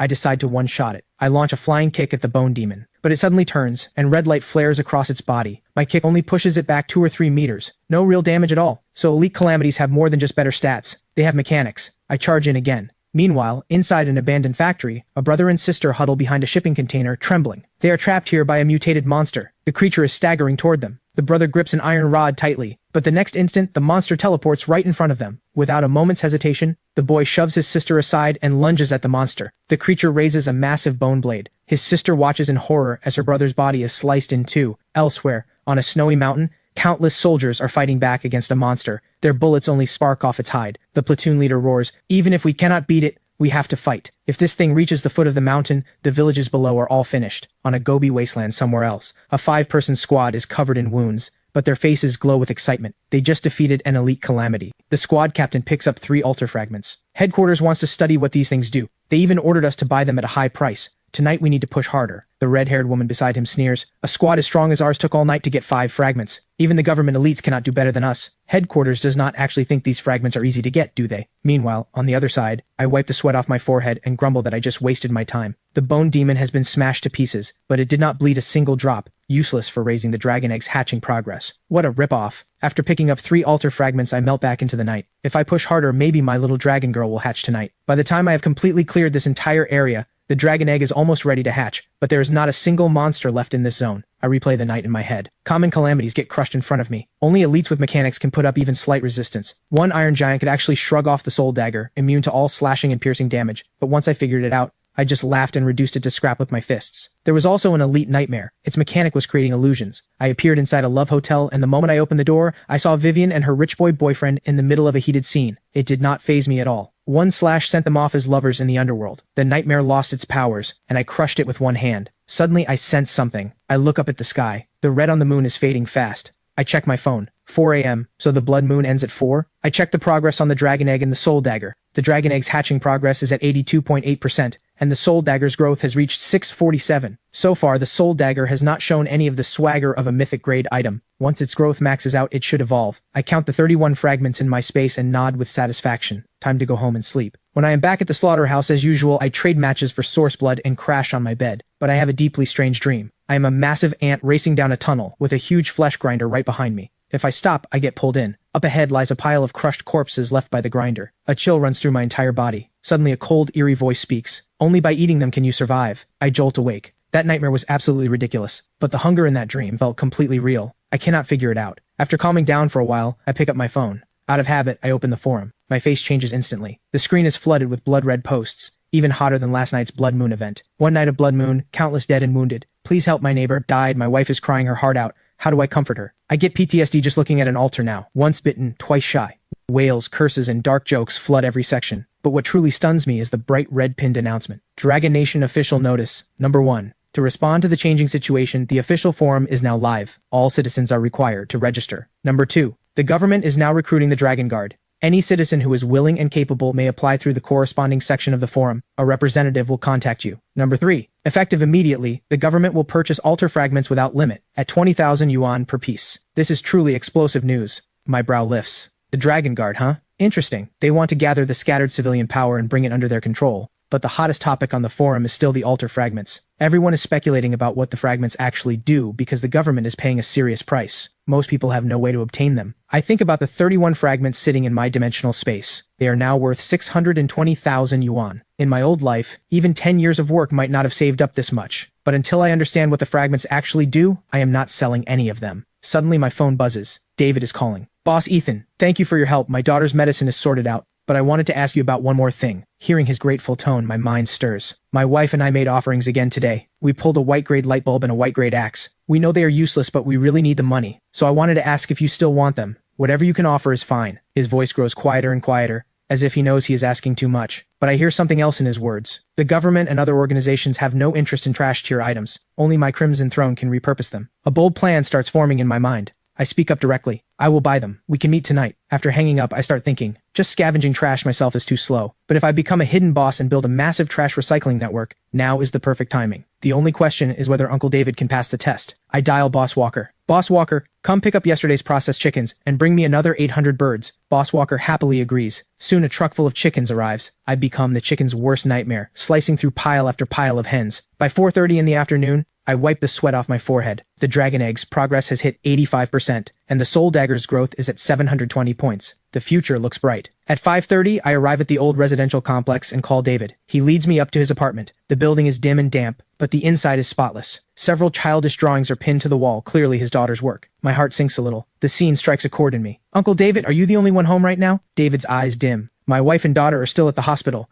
We usually stay there with them. I only came back today to sell the items for some money. He pulls out 2 objects. I quietly activate the Eye of Truth, a glowing light bulb and a rusty iron axe, both common grade white items. Beyond feeding them to the Crimson Throne, they are completely worthless. David's face shows some hope. He carefully tries, how about 500? Or 500 for both. After saying the number, David tenses up. Terrified, I will think it is too expensive and walk away. Hearing the price, I feel a small jolt inside. 500 for a white grade item is basically a steal. This price would be snapped up instantly. I do not rush to agree. Instead, I ask, do you know a lot of people? David smiles bitterly. My old friends all avoid me now. The only people I deal with these days are other patients' families. I see an opening. I pull out an altar fragment and ask if he recognizes it. David's pupils dilate. I saw this on the forum. If you kill a monster during the blood moon, the altar drops one of these. The government is publicly buying them at 20,000 yuan. David takes a deep breath, trying to compose himself. Boss Ethan, are you asking me to sell it for you? I see the admiration in his eyes. I pat David's shoulder and lay out the deal directly. I am giving you this altar fragment. You sell it. I only want 20,000. The rest of the markup is yours. David's head snaps up. He thinks he misheard, but his expression quickly shifts from ecstasy to confusion. The money you make, you do not need to hand it to me directly. I want you to go to those patients' families and buy more items like these for me.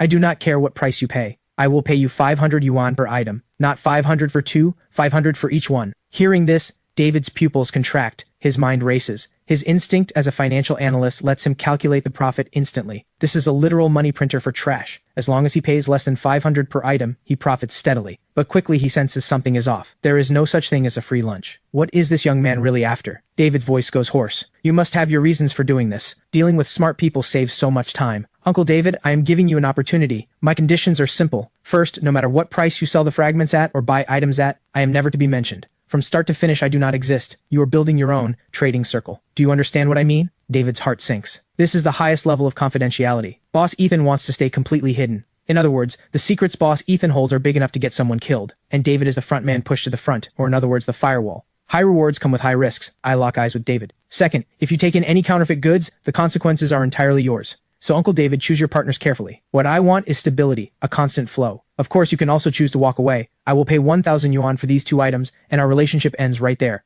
The choice is yours. The room fills with nothing but David's heavy breathing. The pressure from this young man is overwhelming. Choosing the first path is walking the tightrope. Choosing the second is temporary. Safety. But he truly does not want to go back to that hopeless cycle of begging for a few hundred yuan in medical fees. Only by dancing over the abyss can his daughter see a chance, and it is his only path to turn his life around. David grits his teeth and nods. I will do it. Boss Ethan, do not worry. I, David, may be down on my luck, but I used to manage over 100 people at my old firm. I have seen all kinds of crooks and weirdos. I know how to handle this, as long as you give me this chance. I pocket the 2 white-grade items with satisfaction, but I do not use the dimensional vault. You can never let your guard down. I hand over the altar fragment, tell him to contact me once things are in motion, and leave the apartment. The moment I step out of the complex, a strange feeling washes over me. A pair of unseen eyes is watching me from the shadows. My body has been refined again and again by source blood, sharpening all 5 senses to an extreme. Combined with the mystical sensitivity of the pocket watch of fate, this is no false alarm. I stop at a supermarket, buy a few supplies, and walk out into the wilderness, carrying bags of stuff on purpose. When I reach a deserted area, I stop and speak calmly. Tired of following me yet? Several figures slowly emerge from the shadows. Over a dozen burly men with blades close in around me. A sharp screech of brakes pierces the night. A black sedan rolls into view. A foot in red high heels steps out first. It's Vivian. She is wearing heavy makeup today, but it cannot fully hide the swelling on her face. I slapped her too hard yesterday. Vivian's voice drips with venom. Bet you did not see this coming. We meet again so soon. Yesterday on the pedestrian street, you were so high and mighty, were you not? I look bored. The eye of truth scans them casually.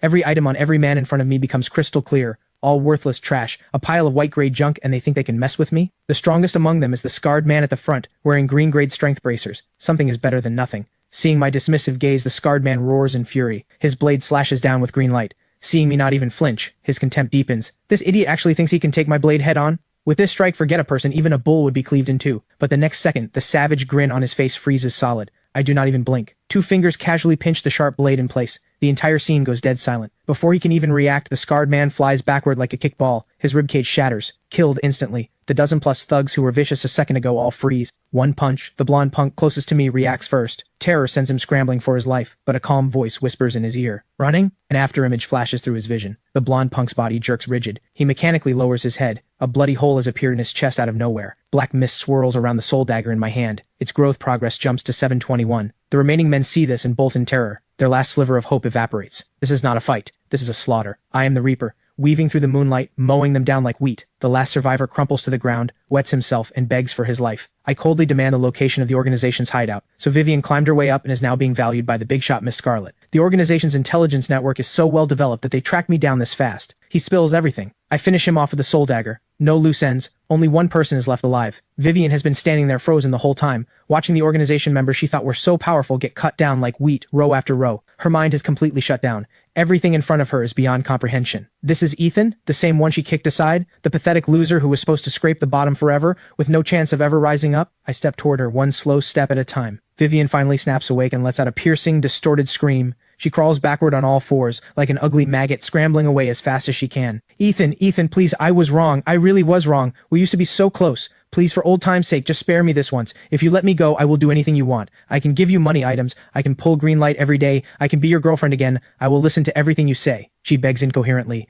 A complete mess. I stop right in front of Vivian, my eyes utterly cold. Vivian, do you remember what you did to me yesterday on the pedestrian street? Vivian's body jerks. Of course she remembers. I extend my foot, motioning her to come closer. Vivian shudders. It is humiliating, but compared to dying, it is nothing. And just as she inches closer, 2 sharp cracks of breaking bone explode through the night air. I stomp on her arms and snap them both. Then I stare into her eyes. You may be willing, but I find you filthy. The The soul dagger lunges forward. A bad feeling washes over me. Blood mist erupts, and Vivian's body simply vanishes. Another blood escape. The second time. Just as I am about to deliver the killing blow, she escapes right in front of me again. Anger surges in my chest. I recall the last survivor's words, what he revealed during his desperate pleas. There is a Miss Scarlet in the organization, recently injured, who values Vivian highly. Their blood escape techniques are identical. So that is it. The tall woman from that night is Miss Scarlet, a high-ranking figure in the Black Shadow. This bizarre escape ability was most likely passed to Vivian by her. The Black Shadow, this growing underground force quietly spreading in the shadows. Before they grow into giants, I need to crush them all. First, I will use up today's 3 offerings, then pay a personal visit to this so-called hideout. I start gathering the loot. Just as my fingers are about to touch the items, a chilling sense of being watched slams into me. This is nothing like the clumsy tracker from earlier. Whoever this is,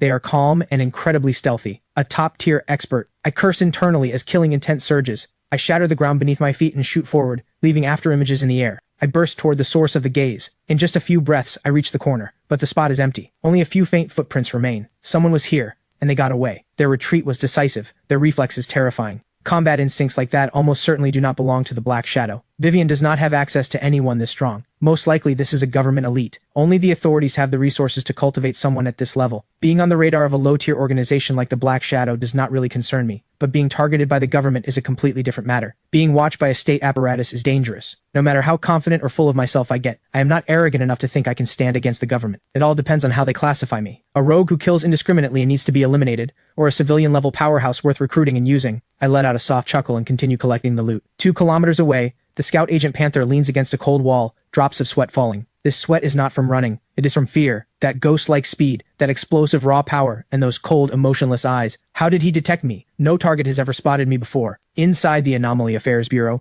he is the top tracking and counter-tracking expert. No, he has to report this immediately. This is Panther, requesting immediate extraction. The target spotted me. He almost caught me. What? Commander Ryan and every staff member listen in stunned silence. The Bureau goes dead quiet. Even Panther, normally cold and composed, lost his cool over a single target. I only got 1 photo. I am sending it back. Take a look. Ryan and the others immediately view the photo on the big screen. This time the angle is clear. Not just a side profile. Emily stares hard at the screen, her pupils contracting. I remember now. The abnormal energy fluctuation I sensed at the wet market that day was him. I thought it was just my imagination. Leftover energy from the wrathful monk. Ryan's face turns grim to the extreme. So he was already watching us back then? Suddenly, a quiet voice speaks up. Everyone turns. A female agent points at the screen with a strange expression. Could he be the one behind the gold light and red light incidents? The command center fills with sharp intakes of breath. Several senior analysts shake their heads, their faces full of disbelief. It is absurd. He looks far too young with no apparent background. Ryan rubs his head. He has a splitting headache. While everyone debates, a grim-faced investigator strides in. Commander Ryan, Professor Carter, we have completed his full background check. Ryan takes a deep breath and flips open the first page of the file. The first page shows my standard ID photo. The young man in the picture has clean eyes, even a hint of a sunny smile at the corner of his mouth. His personal record is similarly plain, almost too simple, with no criminal record or violent tendencies. Until Ryan flips to the very last page. Family relations. Pupils across the command center contract sharply. Father, John. Status, deceased.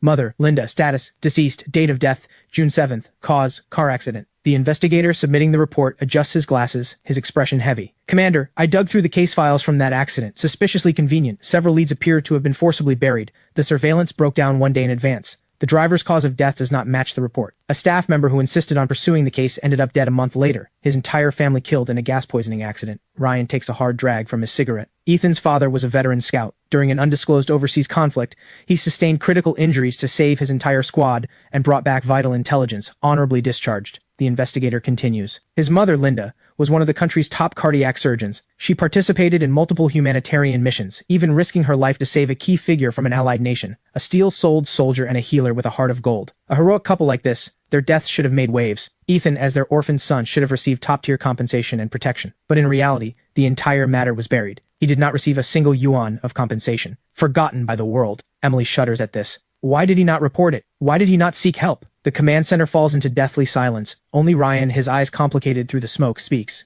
Emily, think about it. A college student in his 20s, his parents suddenly killed. Every witness either dead or injured. Would he dare to make noise? Maybe this kid figured it out from the start. If he made noise, by the next day he would be the next victim of an accident. Only by living like a real orphan, head down, tail tucked, did he stay alive long enough to make it here. Professor Carter beside him adjusts his glasses and turns away. This water runs unfathomably deep. Ryan suddenly stands up. Liam, I need you to dig into that case from the side. For now, put all action plans regarding Ethan on hold. Until we know the truth, we make no judgments. He is not an enemy, at least not yet. Ryan picks up my file. Tonight's meeting is strictly classified. We cannot let Ethan's parents bleed, and then let their child keep shedding tears. Meanwhile, I have already completed 2 offerings. Both are epic grade items, only suitable as feed for the Crimson Throne. I keep searching and finally stop in front of a foul-smelling abandoned building. A crooked sign hangs above it. Pet market. I instinctively cover my nose, but the eye of truth picks up a faint energy fluctuation. Going by past experience, I push open the rusted iron door without hesitation. The air inside reeks of decay. Countless iron cages are piled in the corners. Suddenly, I freeze. An altar unlike anything I have seen before stands in front of me. It looks similar to the Crimson Throne. Over 2 meters across, a massive flesh cocoon radiating an ominous aura. Shadows of worms are devouring and tearing at each other inside, as if forging the ultimate king who would finally emerge from the cocoon. This thing is actually an altar? I do not dare get close. From a distance, I activate the Eye of Truth. After several long seconds, text finally appears. Altar number 1748. Connected coordinate. The ancient nest of eons. The shadow must follow the form. The heart must be unified. But invisible chains, how can they forge a mortal vessel? I seek a single empty paper to shape an unwavering heart. I stare at this cryptic riddle. My scalp tingles. So it is the legendary worm sorcery, and it is throwing word games at me too. I read it over and over but cannot figure out what it actually wants. I give up trying to think it through. I pull out my phone and start searching. After reading the results, things start to clear up. The shadow must follow the form,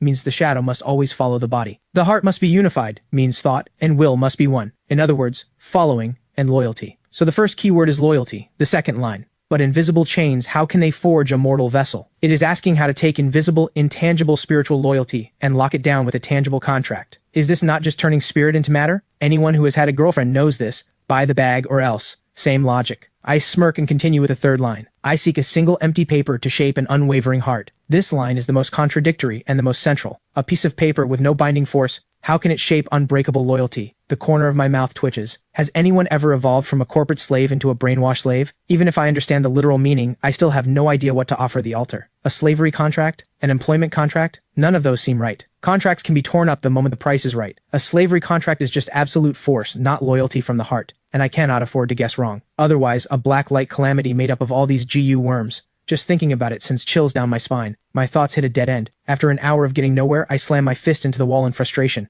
Too much force, and a photo album spills out of my backpack. The first page shows my father standing tall in his uniform. I remember him stroking my head with affection. Listen, kid, our family men, no matter where we go, we never bow our spines. A jolt runs through my body. The cultural foundation of the Dragon Nation, thousands of years of tradition, rests on bloodline and clan. No matter where a person stands, no matter how high they climb, they cannot abandon their surname or the blood flowing in their veins. This is their root. And the family registry, the ancestral hall holding the tablets, are these not the truest empty paper and the truest mortal vessel? A family registry is, at its core, just paper with writing on it. An ancestral tablet is just a piece of wood with carved characters. But to everyone, it is the sense of belonging carved into their bones. The confusion in my eyes vanishes. But cruel reality presses down on me. I have no family now, no family registry. My parents are dead, and my relatives avoid me like the plague. I am a complete and utter loner. This altar is a dead end for me. An impossible dead end. Moments later, a low laugh echoes through the silent pet market. The laugh grows louder. I throw my head up, fire blazing in my eyes. If I have no family, then I, Ethan, will establish my own bloodline starting today. From the moment my parents died,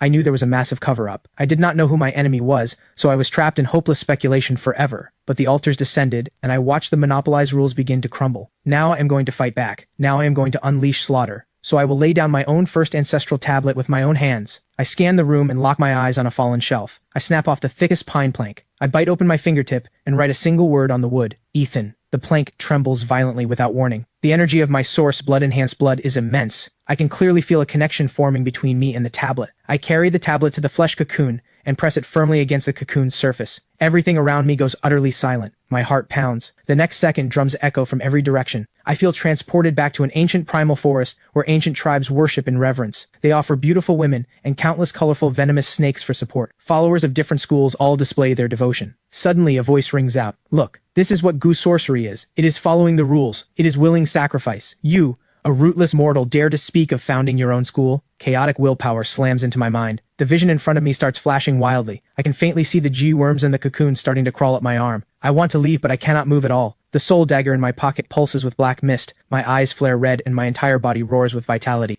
Your traditions are nothing but echoes of a dead era. I am the beacon of a new age. I am the rule. The illusion shatters in an instant. My entire body is drenched in cold sweat. The GU worms about to burst from the cocoon all freeze. They speed up, biting and devouring each other in a frenzy, until finally every sound dies, leaving only a single massive jet black beetle. This is mine. My voice trembles with excitement. The aura on this thing has to be at least legendary, but my eye twitches violently. The membrane around the Worm King suddenly tightens, crushing the sole surviving Worm King into pulp right in front of me. I crack. Are you kidding me? I bet everything to endure the mental assault and you do not even leave me one worm? Then something strange happens again. The collapsed flesh cocoon erupts with a pillar of red light. The terrifying energy wave shakes me off balance. Was there an even greater being behind that beetle? The red light slowly fades. The flesh cocoon altar still stands, but it is now empty inside. Only a dark green-black shell floats above the altar. I immediately activate the Eye of Truth. A line of green text appears. Heart of the ancient nest, grade, mythic, absorbs ambient energy on its own. Every 15 days, it produces a brand new GU worm. Function 2, can store and fuse all types of GU worms. Holy crap.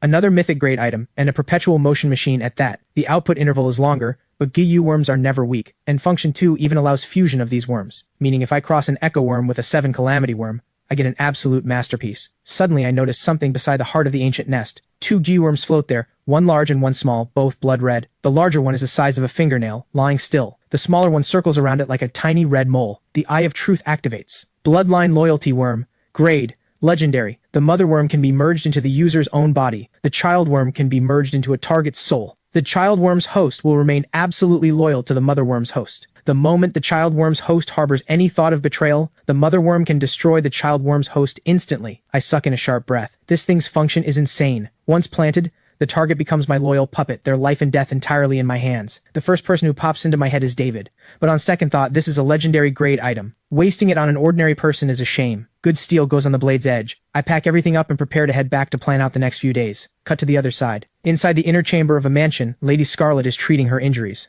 The hidden wounds from her earlier encounter with me are torturing her. At that moment, the door bursts open. Vivian stumbles in, covered in blood, both arms broken, looking like a drowned dog dragged out of a mud pit. Scarlet's eyes are full of disgust. Trash, how did you end up like this? Vivian immediately starts sobbing. I was ambushed by my loser ex. I do not know what dark sorcery he learned, but he killed every bodyguard protecting me. He has zero respect for our Black Shadow. He even forced our branch hideout's location out of one of them. Scarlet is dumbfounded. You got your whole squad solo wiped by your loser ex, and you still have the nerve to cry? But she has no time for this nonsense. Since the ex knows the hideout's location, just in case, Scarlet directly dials her subordinate Hawk. Maximum security at the hideout. Double the manpower. Lock the place down like a fortress. Remember, nothing must interfere with my plan. She hangs up, wincing in pain, her thoughts drifting again to that terrifying man. By the early hours of the morning, the gray rain falls right on schedule. I stand under the eaves with a cup of stillness in hand. This cup is genuinely useful. No wonder so many people love cups. From now on, anyone trying to mutate, one splash and I confiscate their weapon of choice. Back in my bedroom, I start counting my assets. Mythic grade items, the Abyssal Dragon Egg, the Soul Dagger, and the Heart of the Ancient Nest. Legendary grade, the Dimensional Vault, the Pocket Watch of Fate, and the Star of Hope. Plus the newly acquired Loyalty Worm. The luxury of this loadout could start a war if word got out. On top of that, I'm holding several bottles of source blood that can save a life or level me up. This is my foundation for surviving in this chaotic world. After all, the government has very likely noticed me, and with the Black Shadow organization that will not stop haunting me, a major battle is coming. I need to have everything in order. Just then my phone buzzes.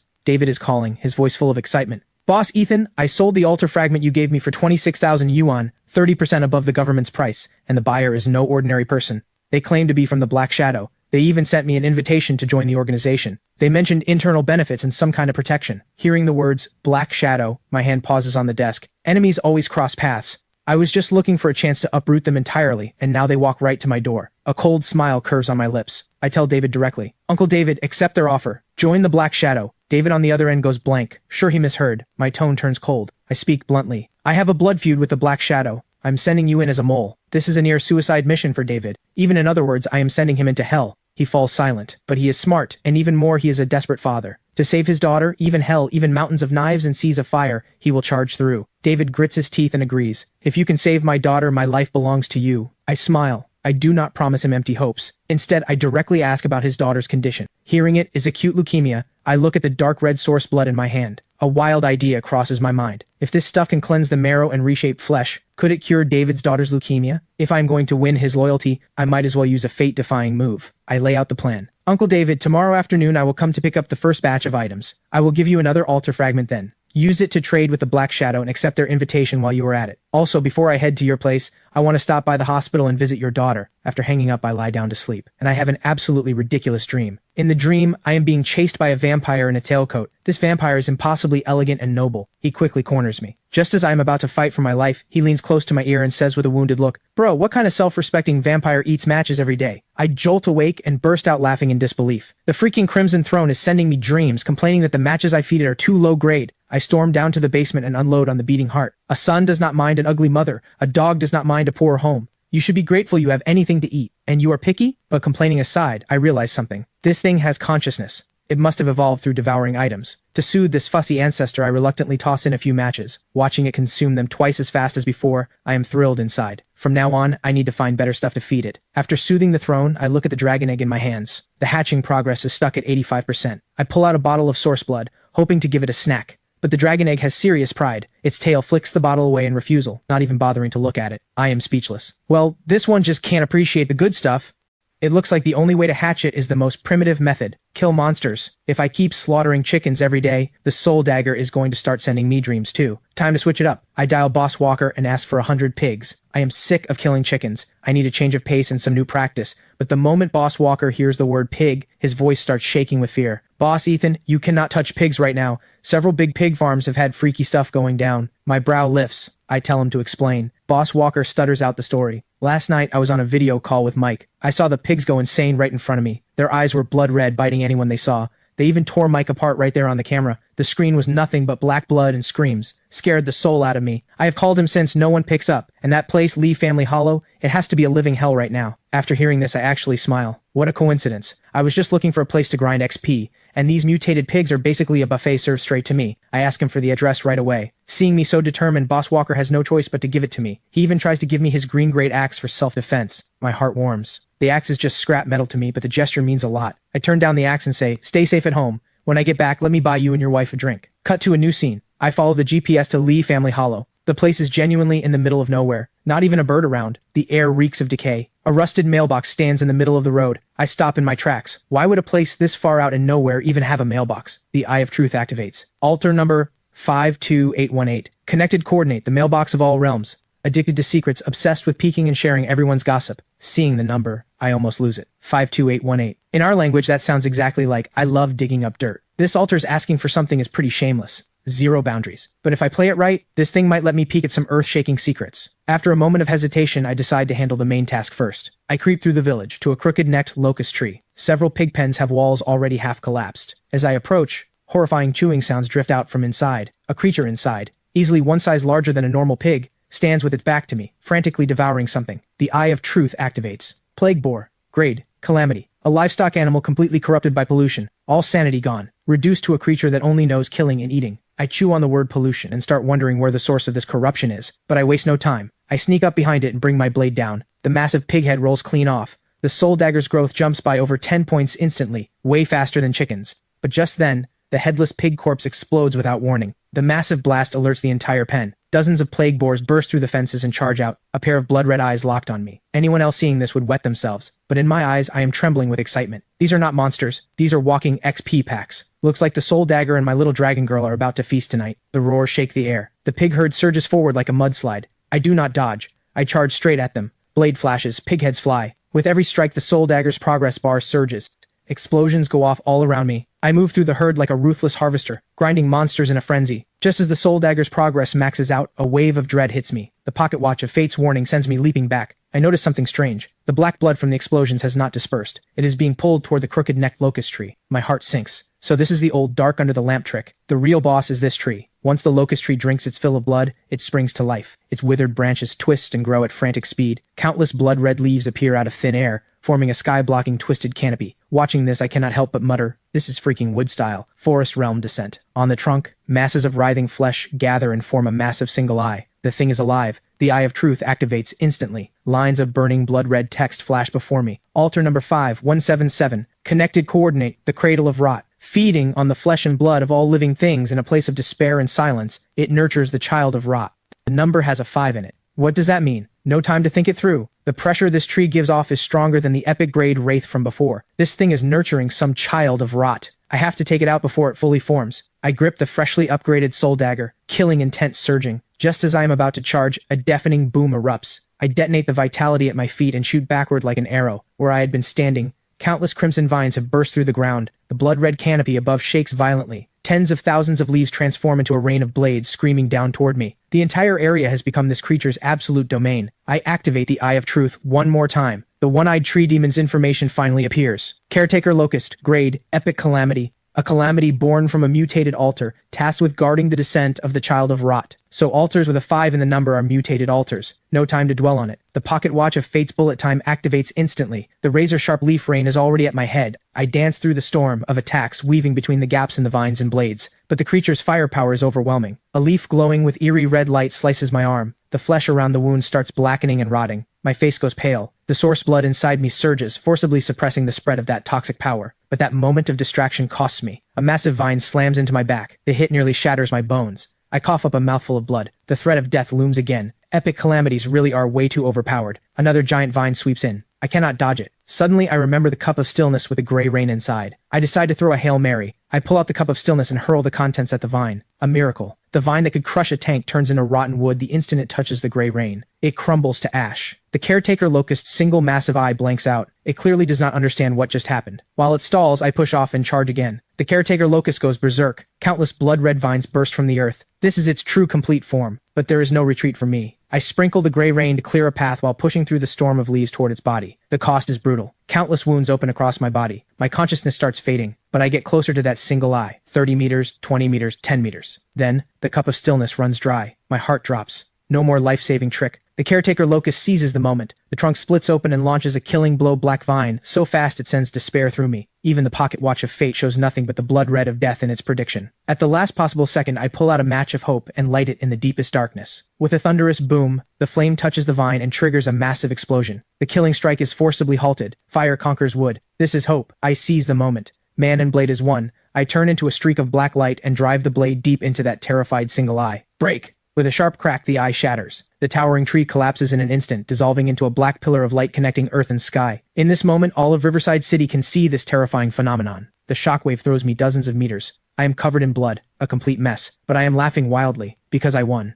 I survived another epic calamity. I drag my battered body toward the center of the black light pillar. Two items glowing faintly stand out. The first is a fist-sized black sphere. The Eye of Truth activates. Miniature altar heart of the caretaker locust. Grade, epic. Can permanently fuse with any altar, transforming it. The core that may form when a mutated altar is destroyed. Both the echo of death and the embryo of new life. Consumable. Once a target altar is selected for fusion, forced removal will destroy this miniature altar heart. Holy crap, this is a great find. Perfect for feeding the Crimson Throne later. I turn my eyes to the second prize. Mark of Rot. Grade legendary. Your soul has been branded with a trace of rotten energy. You gain massive resistance to and affinity with all rot-related negative forces. Just resistance sounds a little weak on paper, but just as I am about to put the mark away, additional text appears that makes my scalp tingle. You have stirred a long-lost interest in the slumbering child of Rot. It looks forward to meeting you in person. I lose it, so I killed the small one, but the big one is alive and now has its eyes on me. Like a giant has marked me as an interesting little ant. I curse under my breath and quickly turn to bolt. The towering black pillar is way too conspicuous. But just 2 steps out, the mark of Rot inside my dimensional space stirs. A will that does not belong to this world descends, and an indelible mark sears into me. In the pitch-black storm, I faintly see a figure. The child of Rot. I clench my teeth and activate the Eye of Truth. Unprecedented pain stabs through my eyes. 2 streams of burning blood tears trail down from the corners of my eyes. Show me. Show me what the hell you are.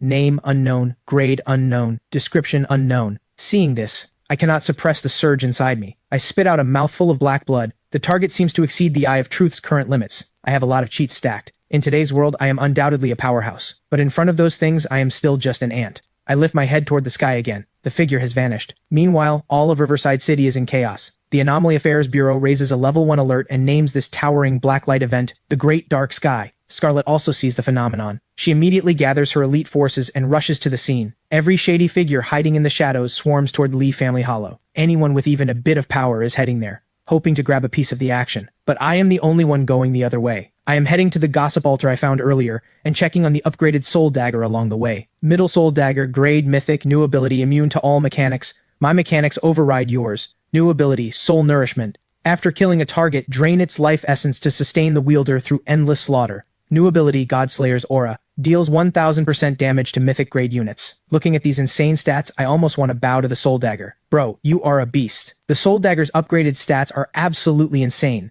Immune to all mechanics means no more hits that just scratch. Mechanic monsters, rule monsters, all of them get cleaved in two with one strike. Soul Nourishment fills my biggest gap. As long as I keep killing, I am a perpetual motion machine. And Godslayer's Aura is the cherry on top. Given enough time, I would dare to kill a god. I make my way back to the mailbox of all realms. I dip my finger in blood and write several words on a piece of paper. I have seen a god. I will slay the god. I shove the note straight into the mailbox. The mailbox lets out a sly laugh. Gold light shooting up to the heavens. Looks like this gossip is too juicy. The mailbox's slot spits out an antique-looking black envelope. I grab it and bolt. The commotion is way too loud. Back at the slaughterhouse, I first drink 2 bottles of source blood to heal my wounds, then open the strangely textured black envelope. The page starts off blank, then a line of golden text appears. I love your gossip very, very much. In exchange, I will tell you 2 secrets. First, the gray rain does not come from the sky. It is the tears of a hero. This makes me suck in a cold breath. The world-shattering gray rain is actually one person's tears? What kind of being is this? Then the second secret appears. Those artists are growing impatient. They are doing their final rehearsal. Especially him. He very much wants to meet you. My brow furrows. What a riddle master. Who are the artists? Who is he? I activate the Eye of Truth, trying to probe the hidden cause and truth behind these lines. Nothing comes through. The next second, the black envelope and letter dissolve into a handful of golden dust, vanishing into the air. The lead is gone. I slam my fist on the table in fury. This altar is unhinged. It just had to be a riddle master. If I cannot figure it out, I will not waste energy on it. Building strength is what matters now. I call Boss Walker and ask him to send over another 1,000 chickens. I throw in a little performance, pretending the giant black pillar scared me into running home. Boss Walker buys it instantly. As long as you are alive. Good thing you did not go. We do not go. We do not go. After hanging up, I head to the basement and pull out the Caretaker Locust's miniature altar heart. This is a gamble.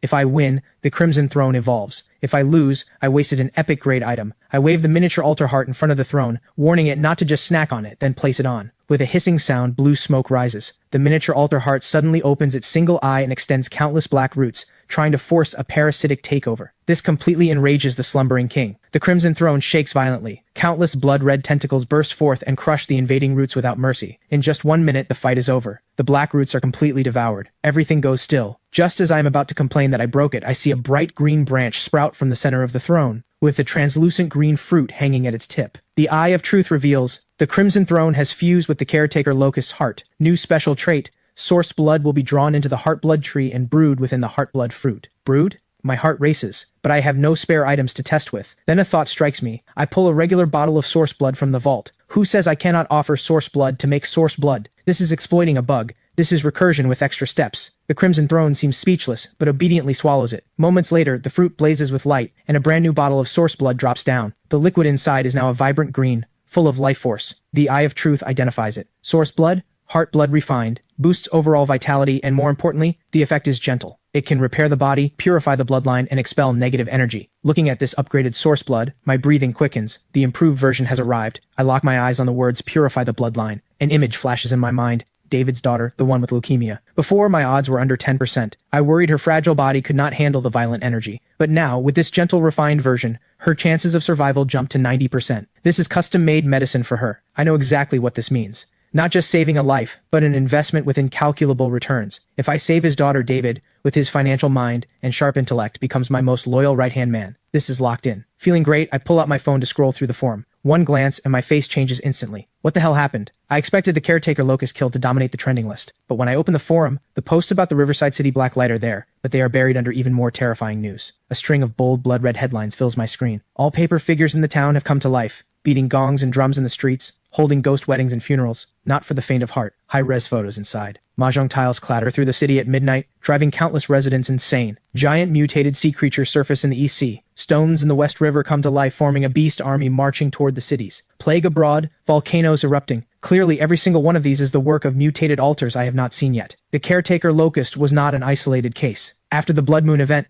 the world never returned to its old order. Mutated altars are spreading like wildfire, nurturing countless unknown horrors. This makes me realize I have to grow stronger faster. By 4 p.m., I have processed all 1,000 chickens. The Soul Dagger's 10,000 evolution points feel like a drop in the bucket. My little dragon girl's hatching progress hits 88.5%. Since my body is mostly recovered, I decide to go see David. This is the most critical step in my plan. When the call connects, David's voice sounds like the soul has been pulled out of him. He gives me a hospital address and hangs up. 40 minutes later, I see a David who has aged beyond recognition in the hospital hallway. He is on his knees, begging a doctor to save his daughter, even if it means going bankrupt to buy imported miracle drugs. The doctor sighs helplessly. The cancer cells are spreading too fast. Even a miracle could not save her. Hearing this, David and his wife completely break down. I walk over and pat his shoulder, then follow them into the hospital room. On the bed, a little girl named Stella has wasted away to bone. Seeing her parents come in, she still musters a brave little smile and even has the strength to call me uncle. That word twists something inside me. David drops to his knees beside the bed like a helpless child, holding his daughter's withered little hand, tears pouring down. Stella's eyes well up too. She reaches out her tiny skeletal hand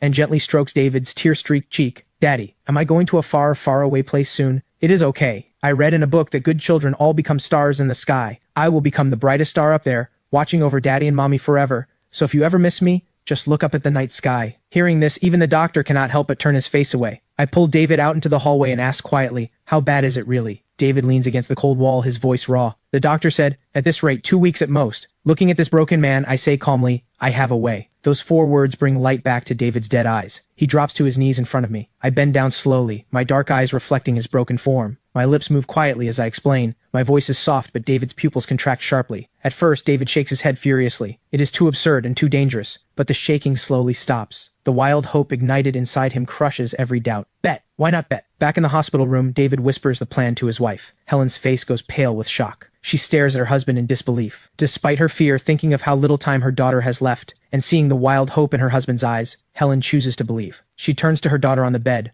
voice trembling. Stella, this gentleman has a special medicine, but it might hurt a little, and it might hurt you. Are you scared? Stella, weak as she is, barely hesitates. She shakes her head gently. Stella is not afraid of pain, as long as I can stay with Daddy and Mommy, and if it does not work, please do not blame the gentleman. David spins his face away, refusing to let his daughter see his tears. I say nothing more, I just directly reach into my pocket and pull out a bottle of source blood glowing with faint green light. Helen takes it with trembling hands. The instant the cap comes off, an overwhelming life force fills the entire room. Even the exhaustion on the couple's faces eases. A miracle drug! This has to be a miracle drug! Helen's heart fills with hope. She carefully brings the bottle to her daughter's lips and feeds her every drop of the source blood. At first, nothing happens. But after a few seconds, the heart monitor goes off the charts. The doctor tries to rush in, but the door is locked. Just seconds later, a miracle. The chaotic vitals return to normal. Color blooms in Stella's pale cheeks. David's voice trembles, his pitch breaking. Stella, how do you feel? The little girl slowly opens her eyes. I feel good. Just a little. This makes our hearts clench again. Stella adds with a small smile. Just a little hungry. At those words, the weight on David and Helen's hearts finally lifts. Tears burst forth uncontrollably. There is hope. Their daughter has really been pulled back from the gates of death. One drop of divine blood, and even death walks around. At that moment, the hospital door is finally unlocked by Dr. Chen with a backup key. Just as he is about to lose his temper, he freezes on the spot. The little girl's complexion is visibly warmer, and the machines are reading normal values. Seeing this, his jaw nearly hits the floor. Seeing this, I turn around and speak calmly. Dr. Chen, no need to make a scene. I used an alter item on her. I do not want word of this getting out. It would only cause trouble. The doctor snaps out of his shock instantly. He hears the threat in my words and understands exactly what they mean. He just never imagined that in the alter era, someone would use such a priceless treasure to save one little girl's life. Anyone who can produce items like this and use them so freely must be terrifying behind the scenes. Crushing him would be easier than crushing an ant. Dr. Chen catches on instantly. I will go prepare for follow-up exams. Sir, please do not worry. My lips are sealed. Without lingering, he turns and leaves. Once Dr. Chen is gone, David and his wife are about to drop to their knees before me. I stop them and tell them to focus on their daughter. Uncle David, I will wait downstairs. On my way out, I suddenly turn back to the little girl. Oh, Stella, next time do not call me uncle. Makes me feel old. With a smile, I leave. I may have used David, but the rescue itself is genuine. Outside the hospital, my smile fades. I look up at the black pillar still standing on the horizon. By all logic, with the caretaker Locust dead, this phenomenon should have faded. So why is it still there? Is something else going on? I scroll through the forum, my heart tightening. I tap black light hard. Massive amounts of info flood the screen. Most of them are failed offerings, but I scroll fast, locking onto the posts that stand out. Towering black pillar lingering deep in the mountains of the town. Wanging city coordinates. The black light has torn a hole in the sky. Government has issued an emergency lockdown. As one of the original culprits, I know exactly what these black pillars mean. I am the first known person to take down a miniature mutated altar, but I am definitely not the only one. The world might have far more units capable of handling epic-grade mutations than I imagined. Meanwhile, David walks out of the hospital. He moves through the crowd, his pace unhurried, but every step rock steady. His back is no longer bent. Tear streaks still mark his face. His eyes still red and swollen, but in those eyes there is no trace of defeat. I sense him and turn to look. This man has walked out of his shadow, step by step, into a new life I gave him with my own hands. Finally, David stops in front of me. The noise around us fades into silence. He extends his hand. I smile and shake it. Everything is understood without words. A dozen minutes later, I am sitting on the worn-out couch in David's home, looking at the 17 white-grade items David has collected. The eye of truth scans them. Every single one is real. Good work. This time, with David watching, I wave my arm lightly. The pile of items vanishes into thin air. A miracle. David's pupils contract. He is shaken. I take in his reaction. Uncle David's loyalty is locked in, but beyond gratitude, I need him to never see the bottom of my depths. He needs to know there is a future with me. Also, as the head of the recycling network, this trick is genuinely hard to hide. I take out another altar fragment and toss it to him. This one, like I said before, take it to the Black Shadow, get on the inside, stay careful. Sir, do not worry. From a financial standpoint, this is venture investment. You invested in me. I will not let you take a loss. I nod with satisfaction and say nothing more. This is exactly what I want. A well-honed blade should have its own edge. My people should be like this. With everything arranged, the sky has darkened. I decline David and Helen's dinner invitation and leave the old apartment building alone. As I pass a street corner, the rich smell of baking stops me in my tracks. Fresh mooncakes. I look up at the bright, full moon and finally realize. Tomorrow is the Mid-Autumn Festival, our biggest reunion holiday. Boss, give me a few boxes of mooncakes. Anything except 5 nut, I will take. I carry the gift boxes into the night. I tear open a salted egg yolk and lotus paste mooncake and take a hard bite. The familiar taste makes my eyes burn. The next second, my smile freezes. Mid-Autumn Festival. Mid-Autumn Gala. Rehearsal. The 52818 Altars message explodes in my mind. Those artists are growing impatient. They are doing their final rehearsal. Could it be in these next few days? Realization dawns in my eyes. At that moment, a faint singing voice drifts in on the night wind. The tone is mournful, racked with sorrow to the extreme. The melody is dark, twisted. Who is there? I flick my wrist and the soul dagger slides into my palm. Cold killing intent locks onto the surroundings, but there is nothing. An unexplained anger rises in me. The desolation and loneliness in that voice resonates, damnably, with the emptiness I feel right now from missing my parents. I lower my profile and melt into the shadows. A few minutes later, I push aside the tall grass in front of me, and my pupils contract. An abandoned open-air theater stands before me. The audience seats are empty, but the air is heavy as if filled with invisible ghosts. 3 completely different voices are weaving together on the stage. On the left, a desolate male role. In the middle,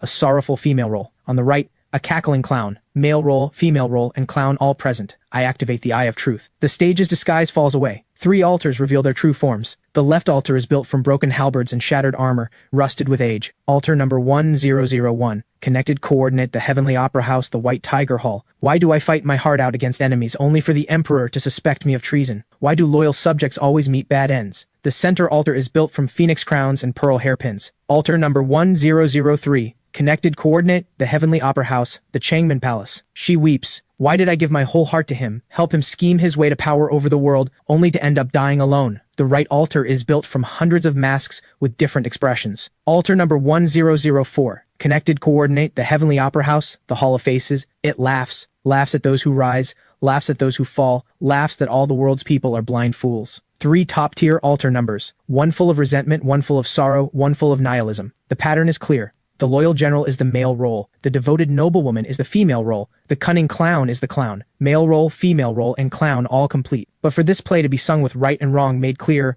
one role is still missing. The one with the fiercest temper. The one who dares flip the table and set the rules. The painted face. So this is an unfinished broken play. They are trapped in tragedy with no way out. The key to breaking this is not applause or strange offerings. They need a judge to deliver the verdict. If they need someone to flip the table, then let me. My thoughts drift to the operas my father loved most. The painted face role represents order, represents the will of heaven. They love and hate clearly. Loyalty and treachery are judged on sight. They are true characters who stand tall and proud. A man should be like the painted face role. Black is black, white is white. You need your own moral compass and you keep your spine straight. Under the moonlight, I shake my head and smile bitterly. Dad said it well, but he earned countless military honors only to die in a wrecked car. Did his loyal bones ever rest in peace? Mom had a heart of mercy, saving lives only for her white coat to be stained with blood. Grief and rage erupt from the deepest part of my soul like a volcano that has been building for billions of years. A broken play indeed. A fitting ending of dying without peace. A fitting tale of unwavering through life and death. I step onto the ruined stage. War drums seem to sound at my arrival. If we are going to perform, then let us perform until our hearts are spent. I walk to the edge of the stage and meticulously straighten my clothes. Proper attire is a sign of respect, not for this stage, not for these altars, but for the role I am about to play. I become the painted face and roar at the male role altar. General,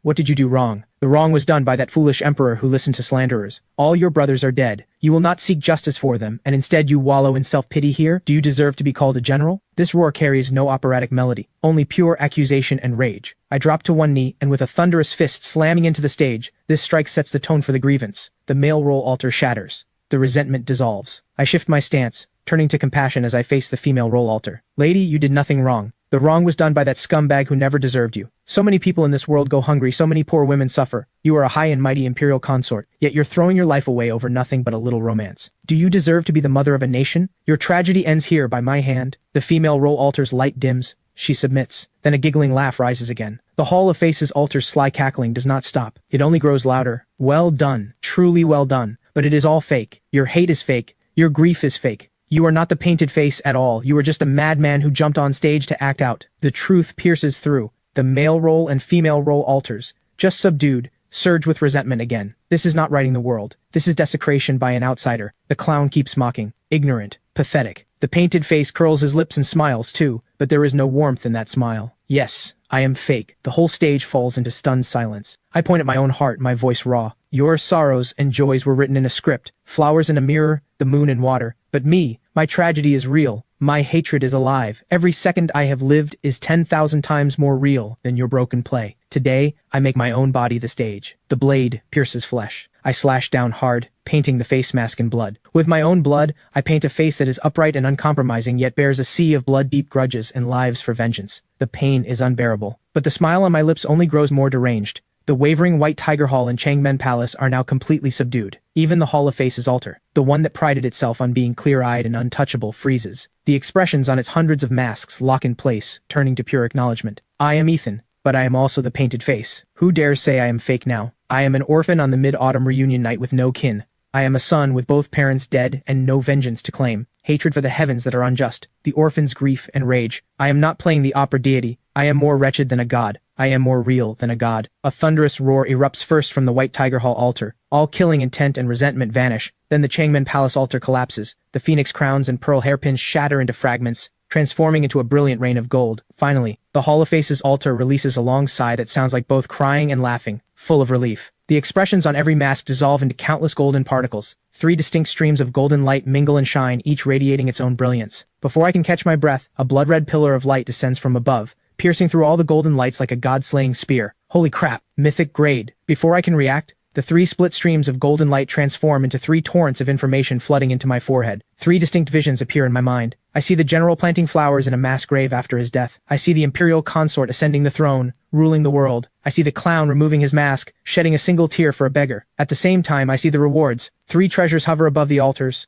I drop to one knee, my legs giving out. The mental strain is too much. I pull out a bottle of source blood and chug it. Massive life force flooding through my limbs, healing my wounds at an incredible pace. I slowly rise and walk to the White Tiger Hall altar. The Eye of Truth activates. Tyrant's Helm, Male Role Series, Legendary. Function 1, Tyrant's Authority. The stronger your vitality, the heavier your aura. Increases physical damage reduction and damage proportionally. Function 2, Last Stand. When surrounded by 3 or more enemies of equal or higher tier, Tyrant's Authority's effect scales with their numbers. My eyes blaze. This passive is made for me. I move to the Changmen Palace altar. A jade pendant glows with shifting colors above it. Beauty's Pendant, Female Role Series, Legendary. Function, Diversion of Disaster. All single target attacks aimed at you have a chance to be redirected, striking a random unit beside you instead. My face goes weird. This thing is creepy. Every assassin's worst nightmare. Finally, I turn to the Hall of Faces altar on the right. If the clown had not pushed me to the edge in those final moments, I would never have painted my face in blood. I am the opera itself. In a sense, this clown made me. I walk to the altar and gently take a dark red tooth in my hand. Reverse Tongue, Clown Series, Legendary. Function 1, Eye for an Eye. When affected by a negative status, has a chance to trigger a counterattack, reflecting the weakened effect back to the source. Function 2, a chance to reflect any negative status. My breath catches. In this superhuman era, curses and poisons come from every direction. If I can stack this chance high enough, I am untouchable. 3 legendary grade series items in one go. Pure profit. Finally, I look up,